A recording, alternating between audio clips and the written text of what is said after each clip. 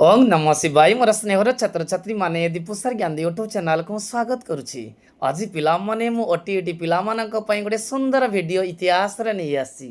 पिला मान देखो 29 तारिख दिन ओटीईटी पेपर 1 एवं पेपर 2 पिला मानकर एग्जाम अछि ताक आखि आगे रखी मु इतिहास रो आज गोटे सुंदर एमसीक्यू वीडियो नै आसी जहाँकि तुम एग्जाम रे निश्चय उपयोगी साब्यस्त हो। एबे पिला माने मु एमसीक्यू चने आलोचना करूछि। एक नंबर क्वेश्चन कहिछि सुभाष बोसको पूर्वरु किए आजाद हिंद फौजर नेता थिले? सावरवाज ख्या, रासबिहारी बोस, मोहन सिंह, गुरु दयाल सिंह धिल्लन। उत्तर होछि रासबिहारी बोस। केउठारे सुभाष बोस भारतीय स्वाधीनता संघ व आजाद हिंद फौजर नेतृत्व नैथिले? ऑप्शन बैंकॉक, सिंगापुर, टोकियो और रेंगून। उत्तर होछि पिला माने सिंगापुर। सुभाष बोस मन रखिथिबो सुभाष बोस को जे आजाद हिंद फौजर सैन्य माने नेता जे बोली घोषित करथिले। केउठारे सुभाष बोस आजाद हिंद फौज सरकार बा आजाद हिंद सरकार गठन करथिले? रेंगून, बैंकॉक, सिंगापुर, बर्लिन। उत्तर होछि सिंगापुर। आजाद हिंद सरकार गठन पई सुभाष बोस केउ देशर अस्थायी सरकार को अनुकरण करथिले? Option Thailand, Philippines, Italy, Ireland. उत्तर होछि आयरलैंड। केउ देश सुभाष बोस को अंडमान और निकोबर द्वीपपुंजर दायित्व हस्तांतर करितला? Option Myanmar, Thailand, Japan, England. उत्तर होछि जापान। केउठारे सुभाष बोस भारतीय पताका उत्तोलन करितले? पोर्ट ब्लेयर, इम्फाल, शिलंग, कोहिमा। उत्तर होछि कोहिमा। मनोता छुआ जे नागालैंड राजधानी होछि कोहिमा। केउठारे एक सामरिक अदालत द्वारा आजाद हिंद फौजर 3 जन सेनाध्यक्ष विचार होइतला? ऑप्शन कलिकता, इम्फाल, दिल्ली, गुवाहाटी। उत्तर होछि दिल्ली। आजाद हिंद फौजर केउ सेनाध्यक्ष सामरिक अदालत विचार रे सम्मुखीन होई नथिले? शाहनवाज खां, मोहन सिंह, गुरु दयाल सिंह धिल्लन, प्रेस सेगल। उत्तर होछि मोहन सिंह। किए सामरिक अदालत द्वारा अभियुक्त आजाद हिंद फौजर 3 सेनाध्यक्ष दंड छाड़ करथिले? Lord Linlithgow, Lord Wavell, Lord Mountbatten, Lord Wellington. मनोता लॉर्ड वावेल। ब्रिटिश प्रधानमंत्री द्वारा प्रेरित कैबिनेट मिशन केबे भारत पहुंचीला? उत्तर होछि पिला माने मार्च 24, 1946। किए कैबिनेट मिशन सदस्य नथिले? 4 जन को नाम छुआ कहूँ किए नथिले देखिबा? A V Alexander, Lord Mountbatten, Pethick Lawrence, sir Stafford Cripps. मन रखता लॉर्ड माउंटबेटन कैबिनेट मिशन सदस्य नथिले। मुसलमान मानक द्वारा प्रत्यक्ष कार्य दिवस रूपे पालन करिबा पई मोहम्मद अली जिन्ना केउ दिनटी को धार्य करिथिले? मे 16, 1946, जून 29, 1946, अगस्त 16, 1946, सेप्टेम्बर 2, 1946। उत्तर होछि अगस्त 16, 1946। केबे भारत रे मध्यवर्ती कालीन सरकार गठित होइतला? उत्तर होछि पिला माने सेप्टेम्बर 2, 1946। किए मध्यवर्ती कालीन सरकार प्रधानमंत्री थिले? उत्तर पिला माने होछि जवाहरलाल नेहरू। केबे मुस्लिम लीग मध्यवर्ती कालीन सरकार जोग देइथिला? सेप्टेम्बर 2, 1946, अक्टोबर 13, 1946, डिसेम्बर 9, 1946 और डिसेम्बर 11, 1946। उत्तर होछि अक्टोबर 13, 1946। किए संविधान प्रणयन सभा द्वारा यार स्थायी सभापति निर्वाचित होइतिले? उत्तर होछि पिला माने डॉक्टर राजेंद्र प्रसाद जे कि स्थायी सभापति थिले। मन रखिबो जेतोले संविधान प्रणयन सभा बसला डिसेम्बर 9, 1946 रे सेही दिन अस्थायी सभापति थिले सचिदानंद सिन्हा। तापर हेले राजेंद्र प्रसाद स्थायी सभापति।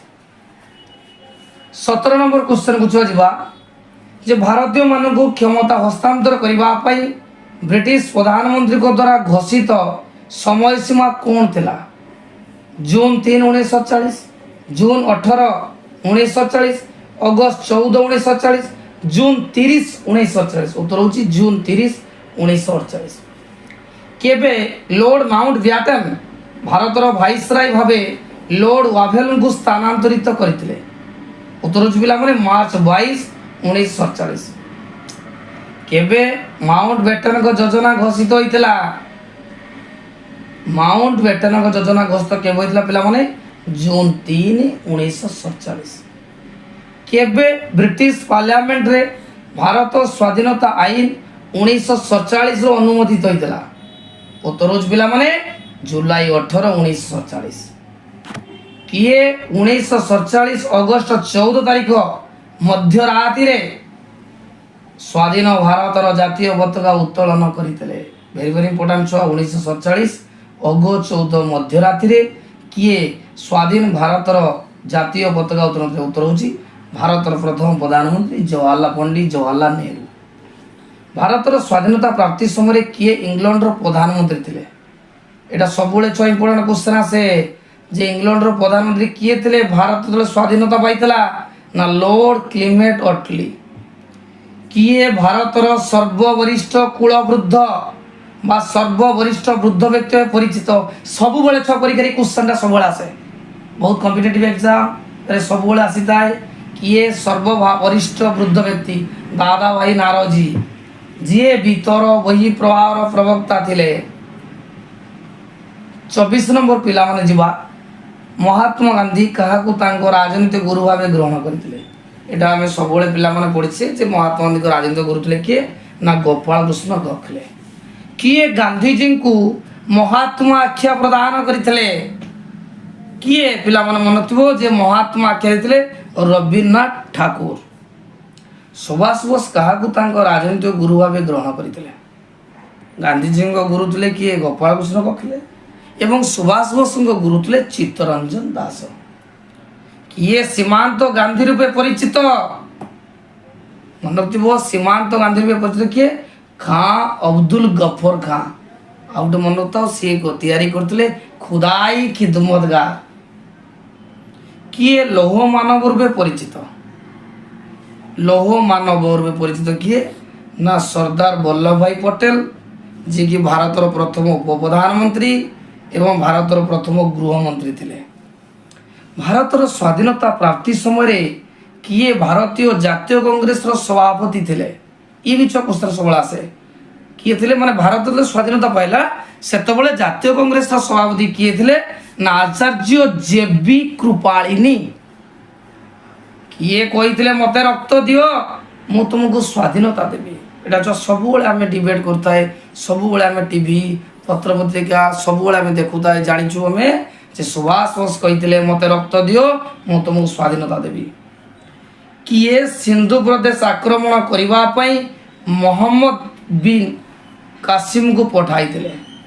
ଯେ ଆରବମାନଙ୍କର ସିନ୍ଧୁ ଆକ୍ରମଣ ହୋଇଥିଲା ସେତେବେଳେ ସିନ୍ଧୁ ପ୍ରଦେଶ ଆକ୍ରମଣ ପାଇଁ ମହମ୍ମଦ କାସିମକୁ କିଏ ପଠାଇଥିଲେ? ନା ଓଲ ହଜାଜ। ଆରବୀୟମାନେ ସିନ୍ଧୁ ଆକ୍ରମଣ କରିବା ସମୟରେ କେଉଁ ଗୋଟି ଏହାର ରାଜଧାନୀ ଥିଲା? ଉତ୍ତର ହେଉଛି ପିଲାମାନେ ଓଲର। 33 ନମ୍ବର ପିଲାମାନେ ଯିବା। ସିନ୍ଧୁ ପ୍ରଦେଶ ବିରୁଦ୍ଧରେ ଅଭିଯାନ ସମୟରେ ମହମ୍ମଦ ବିନ୍ କାସିମ କେଉଁ ସହରକୁ ପ୍ରଥମେ ଅଧିକାର କରିଥିଲେ? ଯେତେବେଳେ ସିନ୍ଧୁ ପ୍ରଦେଶ ବିରୁଦ୍ଧରେ ଆକ୍ରମଣ କଲେ ମହମ୍ମଦ ବିନ୍ କାସିମ ପ୍ରଥମତଃ ଦେବଳ ସହରକୁ ଅଧିକାର କରିଥିଲେ। ଆରବୀୟମାନଙ୍କ ସିନ୍ଧୁ ଆକ୍ରମଣ ସମୟରେ କିଏ ନିଜର ସମ୍ମାନ ରକ୍ଷା ପାଇଁ ଜୌହର ସମ୍ପାଦନ କରିଥିଲେ? ଉତ୍ତର ହେଉଛି ରାଣୀ ବାଇ। ମହମ୍ମଦ ବିନ୍ କାସିମ ସିନ୍ଧୁ ଆକ୍ରମଣ କରିବା ସମୟରେ କିଏ ସିନ୍ଧୁର ରାଜା ଥିଲେ? ଉତ୍ତର ହେଉଛି ପିଲାମାନେ ଦହିର। 712 ଖ୍ରୀଷ୍ଟାବ୍ଦରେ କିଏ ମହମ୍ମଦ ବିନ୍ କାସିମଙ୍କ ସଙ୍ଗେ ଯୁଦ୍ଧ କରିବା ସମୟରେ ଯୁଦ୍ଧ କ୍ଷେତ୍ରରେ ମୃତ୍ୟୁବରଣ କରିଥିଲେ? ନା ଦହିର। କେବେ ଗଜନୀର ମାମୁଦ ଭାରତ ବିରୁଦ୍ଧରେ ତାଙ୍କ ପ୍ରଥମ ଅଭିଯାନ ଅଗ୍ରସର କରିଥିଲେ? ଯେ ମାମୁଦ ପ୍ରଥମେ ମଧ୍ୟ ଭାରତ ଆକ୍ରମଣ କରିଥିଲେ କେବେ? 1000 ଖ୍ରୀଷ୍ଟର 1000ରେ ଆରମ୍ଭ କରିଥିଲେ। ମାମୁଦ କେତେଥର ଆକ୍ରମଣ କରିଥିଲେ ଭାରତକୁ? 17 ଥର ଆକ୍ରମଣ କରିଛନ୍ତି। ତାପରେ ଛୁଆ ଯିବ ଦେଖ ପିଲାମାନେ ତ ଖାଲି ମୁଁ ଉତ୍ତର କହିଦେଉଛି, ଅପସନଟା ତୁମେ ପଢ଼ିଲା ବେଳେ ଦେଖି ନେବ। ଗଜନୀର ମାମୁଦଙ୍କ ସମ୍ମୁଖୀନ ହୋଇଥିବା ପ୍ରଥମ ଭାରତୀୟ ଶାସକ କିଏ? ଯେତେବେଳେ ମାମୁଦ ଭାରତ ଆକ୍ରମଣ କରିଥିଲେ ସେତେବେଳେ ପ୍ରଥମ ଶାସକ କିଏ ଥିଲେ ଯୁଦ୍ଧ ତାଙ୍କ ସହିତ କରିଥିଲେ ନା ଜୟପାଳ। କେଉଁ ବିଦ୍ୱାନ ବ୍ୟକ୍ତି ଗଜନିର ମାମୁଦଙ୍କ ସହିତ ଭାରତ ଆସିଥିଲେ? ଏଇଟା ପରୀକ୍ଷାରେ ସବୁବେଳେ ଆସେ ଯେ ମାମୁଦଙ୍କ ସହିତ କିଏ ଭାରତ ଆସିଥିଲେ ବିଦ୍ୱାନ ବ୍ୟକ୍ତି ବା ପରିବ୍ରାଜକ? ଆଲବେରୁନି।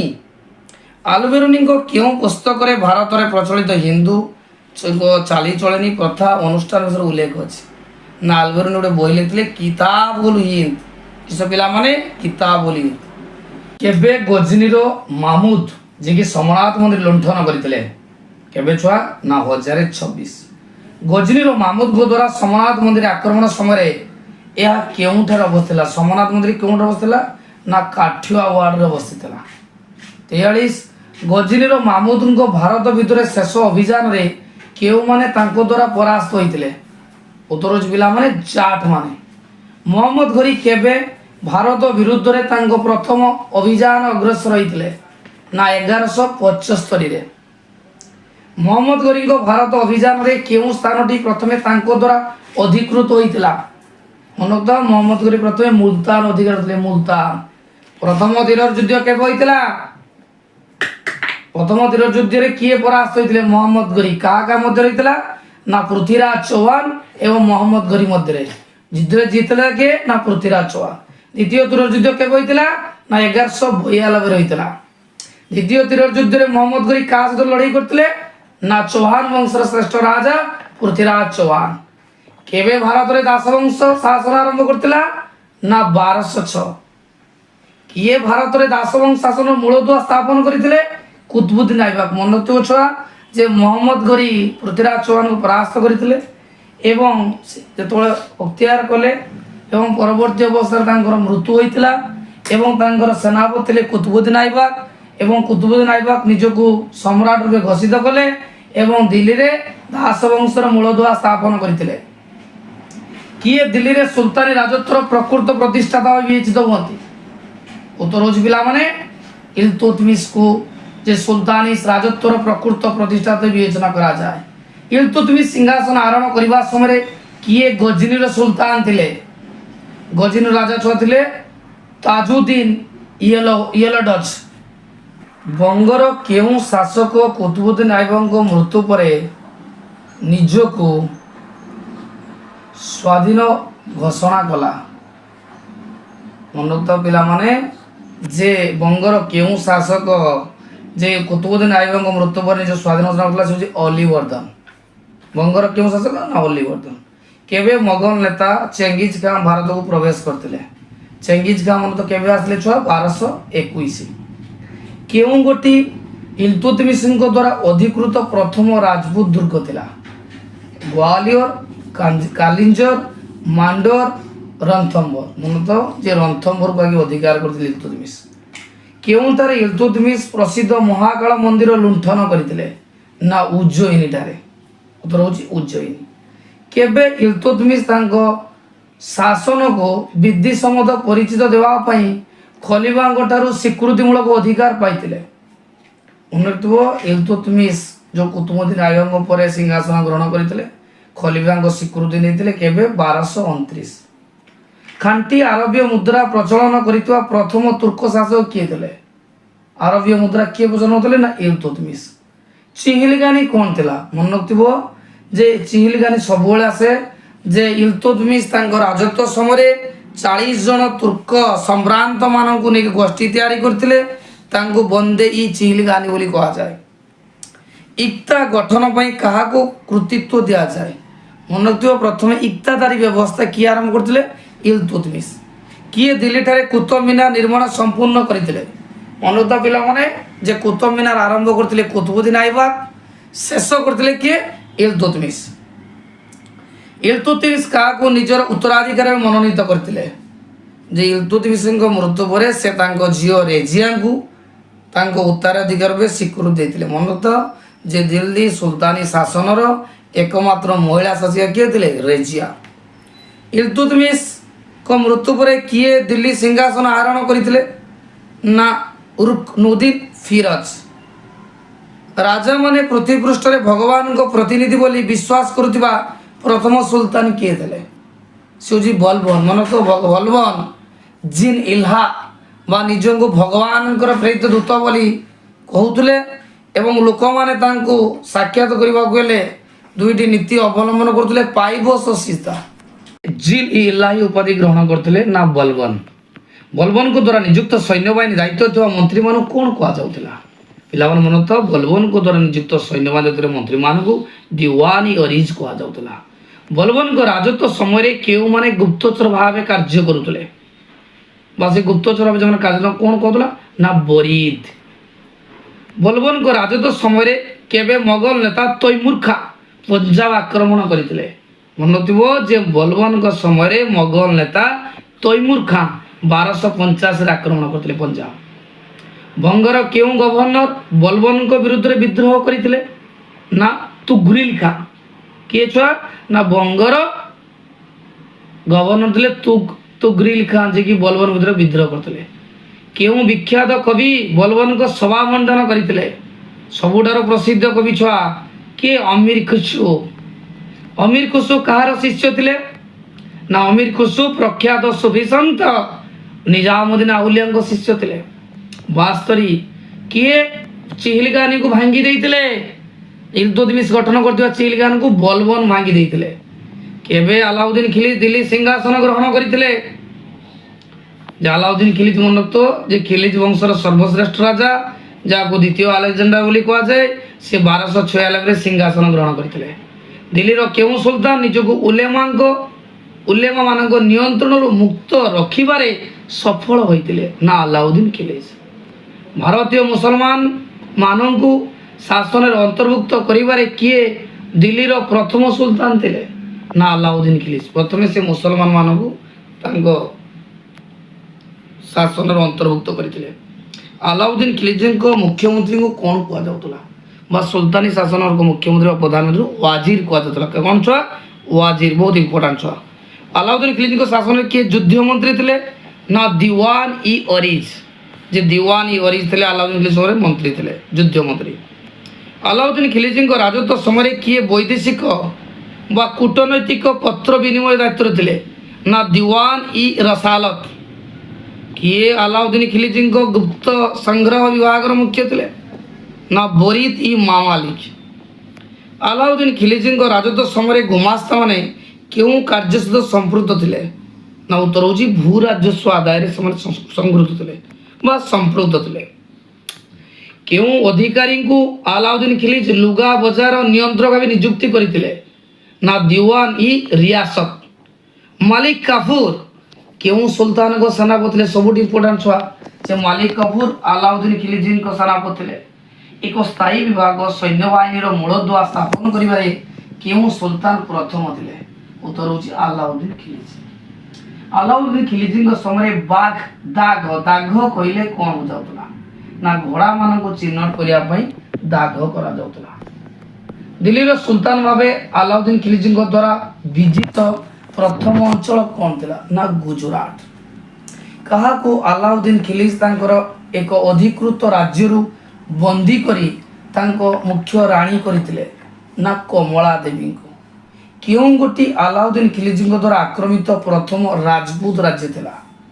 ରାଜପୁତ ରାଜ୍ୟ କ'ଣ? ନା ମାଲୱା, ନା ସିୱାନା, ଚିତ୍ତର, ରଣଥାମ୍ବୋର। ଉତ୍ତର ହେଉଛି ରଣଥାମ୍ବୋର। ଆଲାଉଦ୍ଦିନ ଖିଲିଜଙ୍କ ଦ୍ୱାରା କାହାର ପରାଜୟ ଭାରତର ଚୌହାନ ଶାସନ ସମାପ୍ତି ଘଟିଥିଲା? ହମିର ଦେବ। ମନେଥିବ ଚୌହାନ ବଂଶ ରାଜା ଥିଲେ ଶାସକ କିଏ? ହମିର ଦେବ। ପଦ୍ମିନୀ କେଉଁ ରାଜାଙ୍କର ରାଣୀ ଥିଲେ? ନା ମେୱାର ରାଜାଙ୍କ ରାଣୀ ଥିଲେ ପଦ୍ମିନୀ। ଆଲାଉଦ୍ଦିନ ଖିଲିଜଙ୍କ ରାଜତ୍ୱ ସମୟରେ ମୋଗଲ ମାନଙ୍କ ଶେଷ ଆକ୍ରମଣରେ କିଏ ସେମାନଙ୍କୁ ପରାସ୍ତ କରିଥିଲେ? ନା ମଲିକ କାଫୁର। କେବେ ଆଲାଉଦ୍ଦିନ ଖିଲିଜ ଶେଷ ନିଶ୍ୱାସ ତ୍ୟାଗ କରିଥିଲେ? ନା 1316ରେ। କେବେ ଭାରତରେ ତଗଲକ ବଂଶ ଶାସନ ପ୍ରତିଷ୍ଠିତ ହୋଇଥିଲା? ଯେ ଭାରତରେ ତଗଲକ ବଂଶର ଶାସନ 1320ରେ ହୋଇଥିଲା। କିଏ ଭାରତର ତଗଲକ ବଂଶ ଶାସନ ପ୍ରତିଷ୍ଠାତା ଥିଲେ? ନା ଘାଜି ମଲିକ। ମନେଥିବ ଯେ ଘାଜି ମଲିକ ତଗଲକ ବଂଶର ପ୍ରତିଷ୍ଠା ଥିଲେ। ଗିୟାସୁଦ୍ଦିନ ତଗଲକଙ୍କ ମୂଳ ନାମ କ'ଣ ଥିଲା? ଗାଜି ମଲିକ। କାହାକୁ ଗିୟାସୁଦ୍ଦିନ ତଗଲକ ଦଣ୍ଡ ଦେବା ପାଇଁ ଧମକ ଦେଇଥିଲେ? କାହାକୁ ଗିୟାସୁଦ୍ଦିନ ତଗଲକ ଦଣ୍ଡ ଦେବା ପାଇଁ ଧମକ ଦେଇଥିଲେ? ନା ପ୍ରଖ୍ୟାତ ସୁଫି ନିଜାମୁଦ୍ଦିନ ଆଉଲିଆ। କେଉଁଠାରେ ଗିୟାସୁଦ୍ଦିନ ତଗଲକ ମୃତ୍ୟୁବରଣ କରିଥିଲେ? ନା ଆଫଗାନପୁରଠାରେ। କାହାର ଭ୍ରମଣ ବୃତ୍ତାନ୍ତ ମହମ୍ମଦ ବିନ୍ ତଗଲକଙ୍କ ରାଜତ୍ୱ ବର୍ଣ୍ଣନା କରେ? ମନେଥିବ ମରକ୍କୋର ପରିବ୍ରାଜକ ଇବନ ବତୁତା।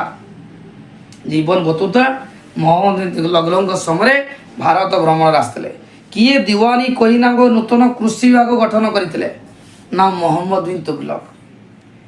କିଏ ତାଙ୍କ ରାଜଧାନୀ ଦିଲ୍ଲୀରୁ ଦୌଲତାବାଦକୁ ଓ ପୁନର୍ବାର ଦୌଲତାବାଦରୁ ଦିଲ୍ଲୀକୁ ସ୍ଥାନାନ୍ତରିତ କରିଥିଲେ? ନା ମହମ୍ମଦ ବିନ୍ ତଗଲକ। ମନେ ରଖିଥିବ ଯେ ଦୌଲତାବାଦର ଅନ୍ୟ ନାମ ହେଉଛି ଦେବଗିରି ଏବଂ ମହମ୍ମଦ ବିନ୍ ତଗଲକ ଯାହାକୁ ଐତିହାସିକ ମାନେ ଆଡ଼ବାଇ ରାଜା କହନ୍ତି, ସେ ତାଙ୍କ ରାଜଧାନୀ ଦିଲ୍ଲୀରୁ ଦୌଲତାବାଦକୁ ନେଇଗଲେ, ପୁଣି ପୁନର୍ବାର ଦୌଲତାବାଦରୁ ଦିଲ୍ଲୀକୁ ନେଇ ଆସିଥିଲେ। କିଏ ତାଙ୍କ ସାମ୍ରାଜ୍ୟରେ ଏକ ପ୍ରତୀକ ତାମ୍ର ମୁଦ୍ରା ପ୍ରଚଳନ କରିଥିଲେ? ଉତ୍ତର ପିଲାମାନେ ହେଉଛି ସେଇ ମହମ୍ମଦ ବିନ୍ ତଗଲକ। କାହାକୁ ମହମ୍ମଦ ବିନ୍ ତଗଲକ ଚୀନର ସମ୍ରାଟ ବା ତୋଘନ୍ ତୈମୁରଙ୍କ ଦରବାରକୁ ତାଙ୍କ ଦୂତ ଭାବରେ ପଠାଇଥିଲେ? ନା ଉତ୍ତର ହେଉଛି ଇବନ ବତୁତା। ପୂର୍ବରୁ ଜିଜିଆ କର ଦେୟରୁ ଛାଡ଼ ପାଉଥିବା ବ୍ରାହ୍ମଣମାନଙ୍କ ଉପରେ କିଏ ଏହି କର ଧାର୍ଯ୍ୟ କରିଥିଲେ? ଉତ୍ତର ହେଉଛି ଫିରୋଜ ଶାହ ତୁଗଲକ। କେଉଁ ସହରଟି ଫିରୋଜ ଶାହ ତୁଗଲକଙ୍କ ଦ୍ୱାରା ସ୍ଥାପିତ ହୋଇନଥିଲା? ଅପସନ୍ ଫତେହାବାଦ, ତଗଲକାବାଦ, ହିସାର, ଜୌନପୁର। ଉତ୍ତର ହେଉଛି ତଗଲକାବାଦ। କେଉଁ ସୁଲତାନ ମିରଟ ଓ ଖିଜରାବାଦରୁ ଅଶୋକ ସ୍ତମ୍ଭ ଦିଲ୍ଲୀକୁ ଆଣିଥିଲେ? ମହମ୍ମଦ ବିନ୍ ତୁଗଲକ, ଫିରୋଜ ଶାହ ତୁଗଲକ, ଜଲାଲୁଦ୍ଦିନ ଖିଲିଜ, ଆଲାଉଦ୍ଦିନ ଖିଲିଜ। ଉତ୍ତର ହେଉଛି ଫିରୋଜ ଶାହ ତୁଗଲକ। କେଉଁ ସୁଲତାନ ଦାସମାନଙ୍କ ରକ୍ଷଣାବେକ୍ଷଣ ପାଇଁ ଏକ ନୂତନ ବିଭାଗ ସ୍ଥାପନ କରିଥିଲେ? ଦାସମାନଙ୍କ ପାଇଁ। କିଏ? ନା ଫିରୋଜ ଶାହ ତୁଗଲକ। କିଏ ଫିରୋଜ ଶାହ ତୁଗଲକଙ୍କ ସଭାରେ ଐତିହାସିକ ଥିଲେ? ଇବନ ବତୁତା, ଫିରିସ୍ତା, ଆସିଫ ଆଉ ଜିଆଉଦ୍ଦିନ ବୋରାନି। এটা ସବୁବେଳେ ପରୀକ୍ଷାରେ ଆସେ ଯେ ଫିରୋଜ ଶାହ ତୁଗଲକଙ୍କ ସଭାରେ ଐତିହାସିକ କିଏ ଥିଲେ? ନା ଜିଆଉଦ୍ଦିନ ବୋରାନି। ମନେ ରହିଲା ପିଲାମାନେ, କିଏ? ନା ଜିଆଉଦ୍ଦିନ ବୋରାନି। କିଏ ଓଡ଼ିଶାର ଭାଜନଗର ଅଧିକାର କରିଥିଲେ? ଓଡ଼ିଶାର। ଉତ୍ତର ହେଉଛି ଫିରୋଜ ଶାହ ତୁଗଲକ। ତୈମୁରିକ ଭାରତ ଆକ୍ରମଣ ସମୟରେ କେଉଁ ବଂଶ ଦିଲ୍ଲୀରେ ସୁଲତାନୀୟ ସାମ୍ରାଜ୍ୟ ଶାସନ କରୁଥିଲା? ମନେଥିବ ଯେଉଁ ମୋଗଲ ବୀର ତୈମୁରିକ ଭାରତ ଆକ୍ରମଣ କରୁଥିଲା, ସେହି ସମୟରେ ତୁଗଲକ ରାଜବଂଶ ଶାସନ କରୁଥିଲେ। କିଏ ତୁଗଲକ ବଂଶର ଶେଷ ଶାସକ ଥିଲେ? ସବୁବେଳେ ପରୀକ୍ଷାରେ ପିଲାମାନେ ଆସେ ତୁଗଲକ ବଂଶର ଶେଷ ରାଜା କିଏ ଥିଲେ? ମାମୁଦ ଶାହ। ଦ୍ୱିତୀୟ ବା ଦିଲ୍ଲୀ ସୁଲତାନୀୟ ଶାସନରେ କିଏ ପ୍ରଥମ ଶହୀଦ ଥିଲେ? ସେ ଦିଲ୍ଲୀ ସୁଲତାନୀ ଶାସନରେ ପ୍ରଥମେ କିଏ ଶହୀଦ ଥିଲେ? ନା ଖିଜିର ଖାଁ। କିଏ? ଖିଜିର ଖାଁ। କିଏ ଦିଲ୍ଲୀରେ ଲୋଧି ବଂଶର ଶାସନ ପ୍ରତିଷ୍ଠା କରିଥିଲେ? ଲୋଧି ବଂଶ କିଏ? ବାହାଲଲ ଲୋଧି। ପରୀକ୍ଷାରେ ସବୁବେଳେ ଆସେ ଛୁଆ ସେ ଲୋଧି ବଂଶ ଶାସନ ପ୍ରତିଷ୍ଠାତା କିଏ? ବାହାଲଲ ଲୋଧି। କେବେ ଇବ୍ରାହିମ ଲୋଧି ଦିଲ୍ଲୀ ସିଂହାସନ ଆରୋହଣ କରିଥିଲେ? ଇବ୍ରାହିମ ଲୋଧି ଯିଏକି ଲୋଧି ବଂଶର ସର୍ବଶ୍ରେଷ୍ଠ ରାଜା 1513-17ରେ ସିଂହାସନ ଆରୋହଣ କରିଥିଲେ। କିଏ କାବୁଲର ମୋଗଲ ଶାସକ ବାବରଙ୍କୁ ଭାରତ ଆସି ଇବ୍ରାହିମ ଲୋଧିଙ୍କୁ ଦଣ୍ଡିତ କରିବା ପାଇଁ ଅନୁରୋଧ କରିଥିଲେ? ମନୋକ୍ତା ବାବର ଯିଏକି ମୋଗଲ ଶାସକ ଥିଲେ, ତାଙ୍କୁ ଭାରତକୁ କିଏ ଆଣିଥିଲେ? ନା ଦୌଲତା ଖାନ ଲୋଧି। ଦିଲ୍ଲୀରେ ସୁଲତାନୀ ରାଜତ୍ୱ ସମୟରେ ପ୍ରଧାନମନ୍ତ୍ରୀଙ୍କୁ କ'ଣ କୁହାଯାଉଥିଲା? ମନେ ରଖିବ, ସୁଲତାନୀ ଶାସନ ସମୟରେ ପ୍ରଧାନମନ୍ତ୍ରୀଙ୍କୁ ୱାଜିର କୁହାଯାଉଥିଲା। କିଏ ଦିଲ୍ଲୀର ସୁଲତାନମାନଙ୍କ ଉପରେ ସର୍ବାଧିକ ପ୍ରଭାବ ବିସ୍ତାର କରୁଥିଲେ? ଉଲେମା। ମନେ ରଖିଥାଅ, ଉଲେମା ମାନେ ହେଉଛନ୍ତି ମୁସଲମାନଙ୍କର ଜ୍ଞାନୀ ଗୁଣୀ ଲୋକମାନଙ୍କୁ ଉଲେମା କୁହାଯାଉଥିଲା। କେଉଁ ଗୋଟି ଦିଲ୍ଲୀର ସୁଲତାନ ରାଜତ୍ୱ ସମୟରେ କେବଳ ମୁସଲମାନ ମାନଠାରୁ ଆଦାୟ କରାଯାଉଥିବା ଧର୍ମୀୟ କର ଥିଲା? ମନେ ରଖିଥିବ, ମୁସଲମାନ ବିଭିନ୍ନ ପ୍ରକାର କର ଆଦାୟ କରୁଥିଲେ, ଖାମୋଶ, ଜାକତ, ଉସର, ଜିଜିଆ। କିନ୍ତୁ ଜାକତ ଥିଲା କ'ଣ? ନା ମୁସଲମାନଙ୍କ ଠାରୁ ଧର୍ମ କର ଯେଉଁ ଆଦାୟ କରାଯାଉଥିଲା। କେବେ ଦିଲ୍ଲୀରେ ସୁଲତାନୀ ରାଜତ୍ୱର ସମାପ୍ତି ଘଟିଲା? ମନେ ରଖିଥାଅ, 1526ରେ ଯେଉଁ ପ୍ରଥମ ପାନିପତ ଯୁଦ୍ଧ ହୋଇଥିଲା ବାବର ଆଉ ଇବ୍ରାହିମ ଲୋଧିଙ୍କ ମଧ୍ୟରେ, ଏଇଟା ଥିଲା ଦିଲ୍ଲୀ ସୁଲତାନୀ ଶାସନର ଶେଷ ସମୟ। କେଉଁ ସମୟରେ ସୁଫି ଓ ଭକ୍ତି ମତବାଦର ପ୍ରଚାର ଦେଖାଯାଇଥିଲା? ମନେ ରଖିବ, ଦିଲ୍ଲୀ ସୁଲତାନୀ ରାଜତ୍ୱ ସମୟରେ ସୁଫି ଏବଂ ଭକ୍ତି ମତବାଦର ପ୍ରଚାର ଦେଖାଯାଇଥିଲା। କିଏ ଭାରତର ଚତୁର୍ଧାମରେ 4ଟି ମଠ ସ୍ଥାପନ କରିଥିଲେ? ସବୁବେଳେ ପରୀକ୍ଷାରେ ଆସେ ଚତୁର୍ଧାମରେ 4ଟା ମଠ କିଏ କରିଥିଲେ? ଶଙ୍କରାଚାର୍ଯ୍ୟ। କବୀର କାହାର ଶିଷ୍ୟ ଥିଲେ? କବୀର ରାମାନନ୍ଦଙ୍କ ଶିଷ୍ୟ ଥିଲେ। କବୀର ଭାରତର ଭକ୍ତି ଧର୍ମର ମୁଖ୍ୟ ପୁରୋଧା ଥିଲେ। ଏବଂ ସେ ରାମାନନ୍ଦଙ୍କ ଶିଷ୍ୟ ଥିଲେ। ବିଜକ କାହା ସହିତ ସମ୍ବନ୍ଧିତ? ମନୋଥା ଯେ କବିରଙ୍କ ଯେଉଁ ବାଣୀ ଗୁଡ଼ିକ ଥିଲା ତା ବିଜକ ନାମକ ପୁସ୍ତକରେ ଲିପିବଦ୍ଧ ହୋଇଛି। କେଉଁଠାରେ ନାନକ ବାଣୀ ଗୁଡ଼ିକ ଉଲ୍ଲେଖ କରାଯାଇଛି? ମନୋଥିବ ନାନକ ଯିଏକି ଶିଖ ଧର୍ମର ପ୍ରତିଷ୍ଠାତା ଏବଂ ତାଙ୍କର ବାଣୀ ଗୁଡ଼ିକ ଆଦି ଗ୍ରନ୍ଥ ବା ଗ୍ରନ୍ଥ ସାହିବରେ ଲିପିବଦ୍ଧ ହୋଇଛି। ଭକ୍ତି ପ୍ରବର୍ତ୍ତକ ଚୈତନ୍ୟ କେଉଁଠାରେ ଜନ୍ମଗ୍ରହଣ କରିଥିଲେ? ମନେ ରଖିବ, ଚୈତନ୍ୟ 1586ରେ ନବଦ୍ୱୀପ ନଦିଆଠାରେ ଜନ୍ମଗ୍ରହଣ କରିଥିଲେ। କିଏ ଭାରତର ସୁଫି ମତବାଦର ପ୍ରଥମ ପ୍ରଚାରକ ଥିଲେ? ସବୁବେଳେ ଇମ୍ପୋର୍ଟାଣ୍ଟ ଛୁଆ, ସୁଫି ମତବାଦର ପ୍ରଥମ ପ୍ରଚାରକ କିଏ ଥିଲେ? ହଜରତ ଖ୍ୱାଜା ମୁଇଉଦ୍ଦିନ ଚିସ୍ତି। ସତ୍ୟ ପୀରର ପ୍ରତିଷ୍ଠାତା କିଏ ଥିଲେ? ସତ୍ୟ ପୀରର ପ୍ରତିଷ୍ଠାତା ଥିଲେ ହୁସେନ ଶାହ। କିଏ ଥିଲେ? ହୁସେନ ଶାହ। ସତ୍ୟ ପୀର କ'ଣ? ସତ୍ୟ ପୀରର ପିଲାମାନଙ୍କ ଅର୍ଥ ହେଉଛି ଉଭୟ ହିନ୍ଦୁ ଏବଂ ମୁସଲମାନଙ୍କ ଦ୍ୱାରା ପୂଜିତ ଏକ ମତବାଦ। କେବେ ବାବର ଭାରତକୁ ତାଙ୍କର ପ୍ରଥମ ଅଭିଯାନରେ ଅଗ୍ରସର ହୋଇଥିଲେ? 1519ରେ ବାବର ପ୍ରଥମ ଅଭିଯାନ ଭାରତ କରିଥିଲେ। ପ୍ରଥମ ପାନିପତ ଯୁଦ୍ଧ କେବେ ହୋଇଥିଲା? 1526। କାହା କାହା ମଧ୍ୟରେ? ଇବ୍ରାହିମ ଲୋଧି ଆଉ ବାବରଙ୍କ ମଧ୍ୟରେ। ଖାନୱା ଯୁଦ୍ଧ କେବେ ହୋଇଥିଲା? 1523। ଖାନୱା ଯୁଦ୍ଧରେ ବାବର କାହାକୁ ପରାସ୍ତ କରିଥିଲେ? ନା ରାଣା ସଂଗ୍ରାମ ସିଂଙ୍କୁ। କାହାକୁ ପିଲାମାନେ? ରାଣା ସଂଗ୍ରାମ ସିଂଙ୍କୁ। ଘରଘରା ଯୁଦ୍ଧ କେବେ ହୋଇଥିଲା? ନା 1529ରେ। ସବୁବେଳେ ଯୁଦ୍ଧ ଗୁଡ଼ିକୁ ଯେ ଇମ୍ପୋର୍ଟାଣ୍ଟ ପରୀକ୍ଷାରେ ଆସେ। ଘରଘରା ଯୁଦ୍ଧ କେବେ? 1529। ଚୌସା ଯୁଦ୍ଧରେ କିଏ ପରାସ୍ତ ହୋଇଥିଲେ? ମନେ ରଖିଥିବ, ଚୌସା ଯୁଦ୍ଧ ଯେ ହୁମାୟୁନ ଏବଂ ଶେରଶାହଙ୍କ ମଧ୍ୟରେ ହୋଇଥିଲା ଏବଂ ଶେରଶାହ ଜୟଲାଭ କରିଥିଲେ, ହୁମାୟୁନ ପରାସ୍ତ ହୋଇଥିଲେ। କୌନ ଯୁଦ୍ଧ କେବେ ହୋଇଥିଲା? 1540ରେ। କାହା କାହା ମଧ୍ୟରେ? ଶେରଶାହ ଆଉ ହୁମାୟୁନଙ୍କ ମଧ୍ୟରେ। ହୁମାୟୁନ କାଲିଞ୍ଜର ଆକ୍ରମଣ ସମୟରେ କିଏ ଏହାର ଶାସକ ଥିଲେ? ମନେ ତ ହୁମାୟୁନ ଯେତେବେଳେ କାଲିଞ୍ଜର ଆକ୍ରମଣ କଲେ ସେତେବେଳେ ଶାସକ ଥିଲେ କିଏ? ପ୍ରତାପପୁତ୍ର ଦେବ। ହୁମାୟୁନ ତାଙ୍କ ନିର୍ବାସନ ପରେ କେବେ ଦିଲ୍ଲୀ ସିଂହାସନରେ ପୁନରାସୀନ ହୋଇଥିଲେ? ମନେ ରଖିଥିବ ଯେ 1555ରେ ପୁଣି ଦିଲ୍ଲୀ ସିଂହାସନରେ ବସିଥିଲେ। କେଉଁ ଚିତ୍ରକର ହୁମାୟୁନଙ୍କ ସହିତ ପାରସ୍ୟରୁ କାବୁଲ ଆସିଥିଲେ? ଅବଦୁସ ସମଦ। ମନେ ରଖିଥିବ ଯେ ପାରସ୍ୟରୁ କାବୁଲ ଆସିଥିଲେ କିଏ? ଅବଦୁସ ସମଦ। ଭାରତର ଶାସକ ହେବା ପରେ ଶେରଶାହଙ୍କ ଦ୍ୱାରା ବିଜିତ ପ୍ରଥମ ରାଜ୍ୟ କେଉଁଟା ଥିଲା? ନା ଶେରଶାହ ଭାରତରେ ମାଲୱା ଅଞ୍ଚଳକୁ ଜିତିଥିଲେ। ଶେରଶାହଙ୍କ କେଉଁ ମନ୍ତ୍ରୀ ସରକାରୀ ପତ୍ର ବିନିମୟ ଦାୟିତ୍ୱରେ ଥିଲେ? ମନେ ରଖିବ, ଶେରଶାହଙ୍କ ସମୟରେ ସରକାରୀ ପତ୍ର ବିନିମୟ ଦାୟିତ୍ୱରେ ଥିଲେ ଦିୱାନ-ଇ-ବରିଦ। କିଏ ଜମି ମାପ କରିବା ପାଇଁ ପଦ୍ଧତି ଆରମ୍ଭ କରିଥିଲେ? ପ୍ରଥମେ କିଏ ଜମି ମାପ କରିବା ପଦ୍ଧତି? ସେ ହେଉଛି ସିକାନ୍ଦର ଲୋଧି। ଶେରଶାହଙ୍କ ଦ୍ୱାରା ନିର୍ମିତ କେଉଁ ରାସ୍ତା ବର୍ତ୍ତମାନ ଭାରତର ଗ୍ରାଣ୍ଡ ଟ୍ରଙ୍କ୍ ରୋଡ଼ ଅଟେ? ମନେ ରଖିଥିବ, ଯେଉଁ ଆଗ୍ରାରୁ ମାଣ୍ଡୁ ପର୍ଯ୍ୟନ୍ତ ଯେଉଁ ରାସ୍ତା ଯାଇଛି ତାକୁ ଗ୍ରାଣ୍ଡ ଟ୍ରଙ୍କ୍ ରୋଡ଼। ସାଧାରଣତଃ ଗ୍ରାଣ୍ଡ ରୋଡ଼ଟା କେଉଁଠି ଥିଲା? ନା ଦିଲ୍ଲୀ ପର୍ଯ୍ୟନ୍ତ ସମ୍ପ୍ରସାରିତ, କଲିକତାରୁ ଦିଲ୍ଲୀ। କେବେ ଆକବର ସିଂହାସନ ଆରୋହଣ କଲେ? ନା ଆକବର ସିଂହାସନ ଆରୋହଣ କଲେ 1556ରେ। କେବେ? 1556। କାହା ରାଜତ୍ୱ ସମୟରେ ଦ୍ୱିତୀୟ ପାନିପତ ଯୁଦ୍ଧ ହୋଇଥିଲା? ନା ଆକବରଙ୍କ ସମୟରେ ଦ୍ୱିତୀୟ ପାନିପତ ଯୁଦ୍ଧ ହୋଇଥିଲା। କାହା କାହା ମଧ୍ୟରେ? ଆକବର ଆଉ ହୁମାୟୁନଙ୍କ ମଧ୍ୟରେ ହୋଇଥିଲା। ଆକବର ବାଳକ ଥିବା ସମୟରେ କିଏ ତାଙ୍କ ଘରୋଇ ଶିକ୍ଷକ ଥିଲେ? ନା ମୁକମ ଖାଁ। କିଏ? ମୁକମ ଖାଁ। କିନ୍ତୁ ବୈରାମ ଖାଁ ତାଙ୍କର ତତ୍ତ୍ୱାବଧାରକ ଥିଲେ। ବୈରାମ ଖାଁଙ୍କ ପୂର୍ବରୁ କିଏ ଆକବରଙ୍କ ଅଭିଭାବକ ହୋଇଥିଲେ? ନା ହମିଦା ବାବୁ। କେଉଁଠାରେ ଆକବର ସମ୍ରାଟ ଭାବରେ ଘୋଷିତ ହୋଇଥିଲେ? ମନୋତ ଉତ୍ତର ସବୁବେଳେ ପରୀକ୍ଷାରେ ଆସେ ଯେ ଲାହୋର ଠାରେ ଆକବର ସମ୍ରାଟ ଭାବରେ ଘୋଷିତ ହୋଇଥିଲେ। କିଏ ଆକବରଙ୍କୁ ଧର୍ମ ପ୍ରତି ଏକ ଉଦାର ମନୋଭାବ ଘୋଷଣା କରିବାକୁ ପ୍ରଭାବିତ କରିଥିଲେ? ଯେ ଆକବର ମଧ୍ୟରେ କିଏ ଧର୍ମ ସ୍ଥାପନା ପ୍ରତିଷ୍ଠା କରିଥିଲେ? କିଏ? ଶେଖ ମୁବାରକ। କେବେ ଆକବର ତୀର୍ଥଘର ଉଚ୍ଛେଦ କରିଥିଲେ? ନା 1563ରେ ଜିଜିଆ ତୀର୍ଥଘର ଉଚ୍ଛେଦ କରିଥିଲେ। କେବେ ଆକବର ତୀର୍ଥଘର ଉଠିଥିଲେ? 1563। ଜିଜିଆ ଘର କେବେ ଆକବର ଉଠିଥିଲେ? ନା 1564ରେ। କେଉଁ ସହର ଆକବରଙ୍କ ଦ୍ୱାରା ନିର୍ମିତ ହୋଇଥିଲା? ମନେ ଫତେହପୁର ସିକ୍ରି। ଫତେହପୁର ସିକ୍ରିର ଗୌରବ କିଏ? ନା ଆକବର। ଇବାଦତଖାନା କ'ଣ? ଏକ ପୂଜାଗୃହ ବା ଏକ ଉପାସନା କେନ୍ଦ୍ର କହନ୍ତି ଇବାଦତଖାନାକୁ।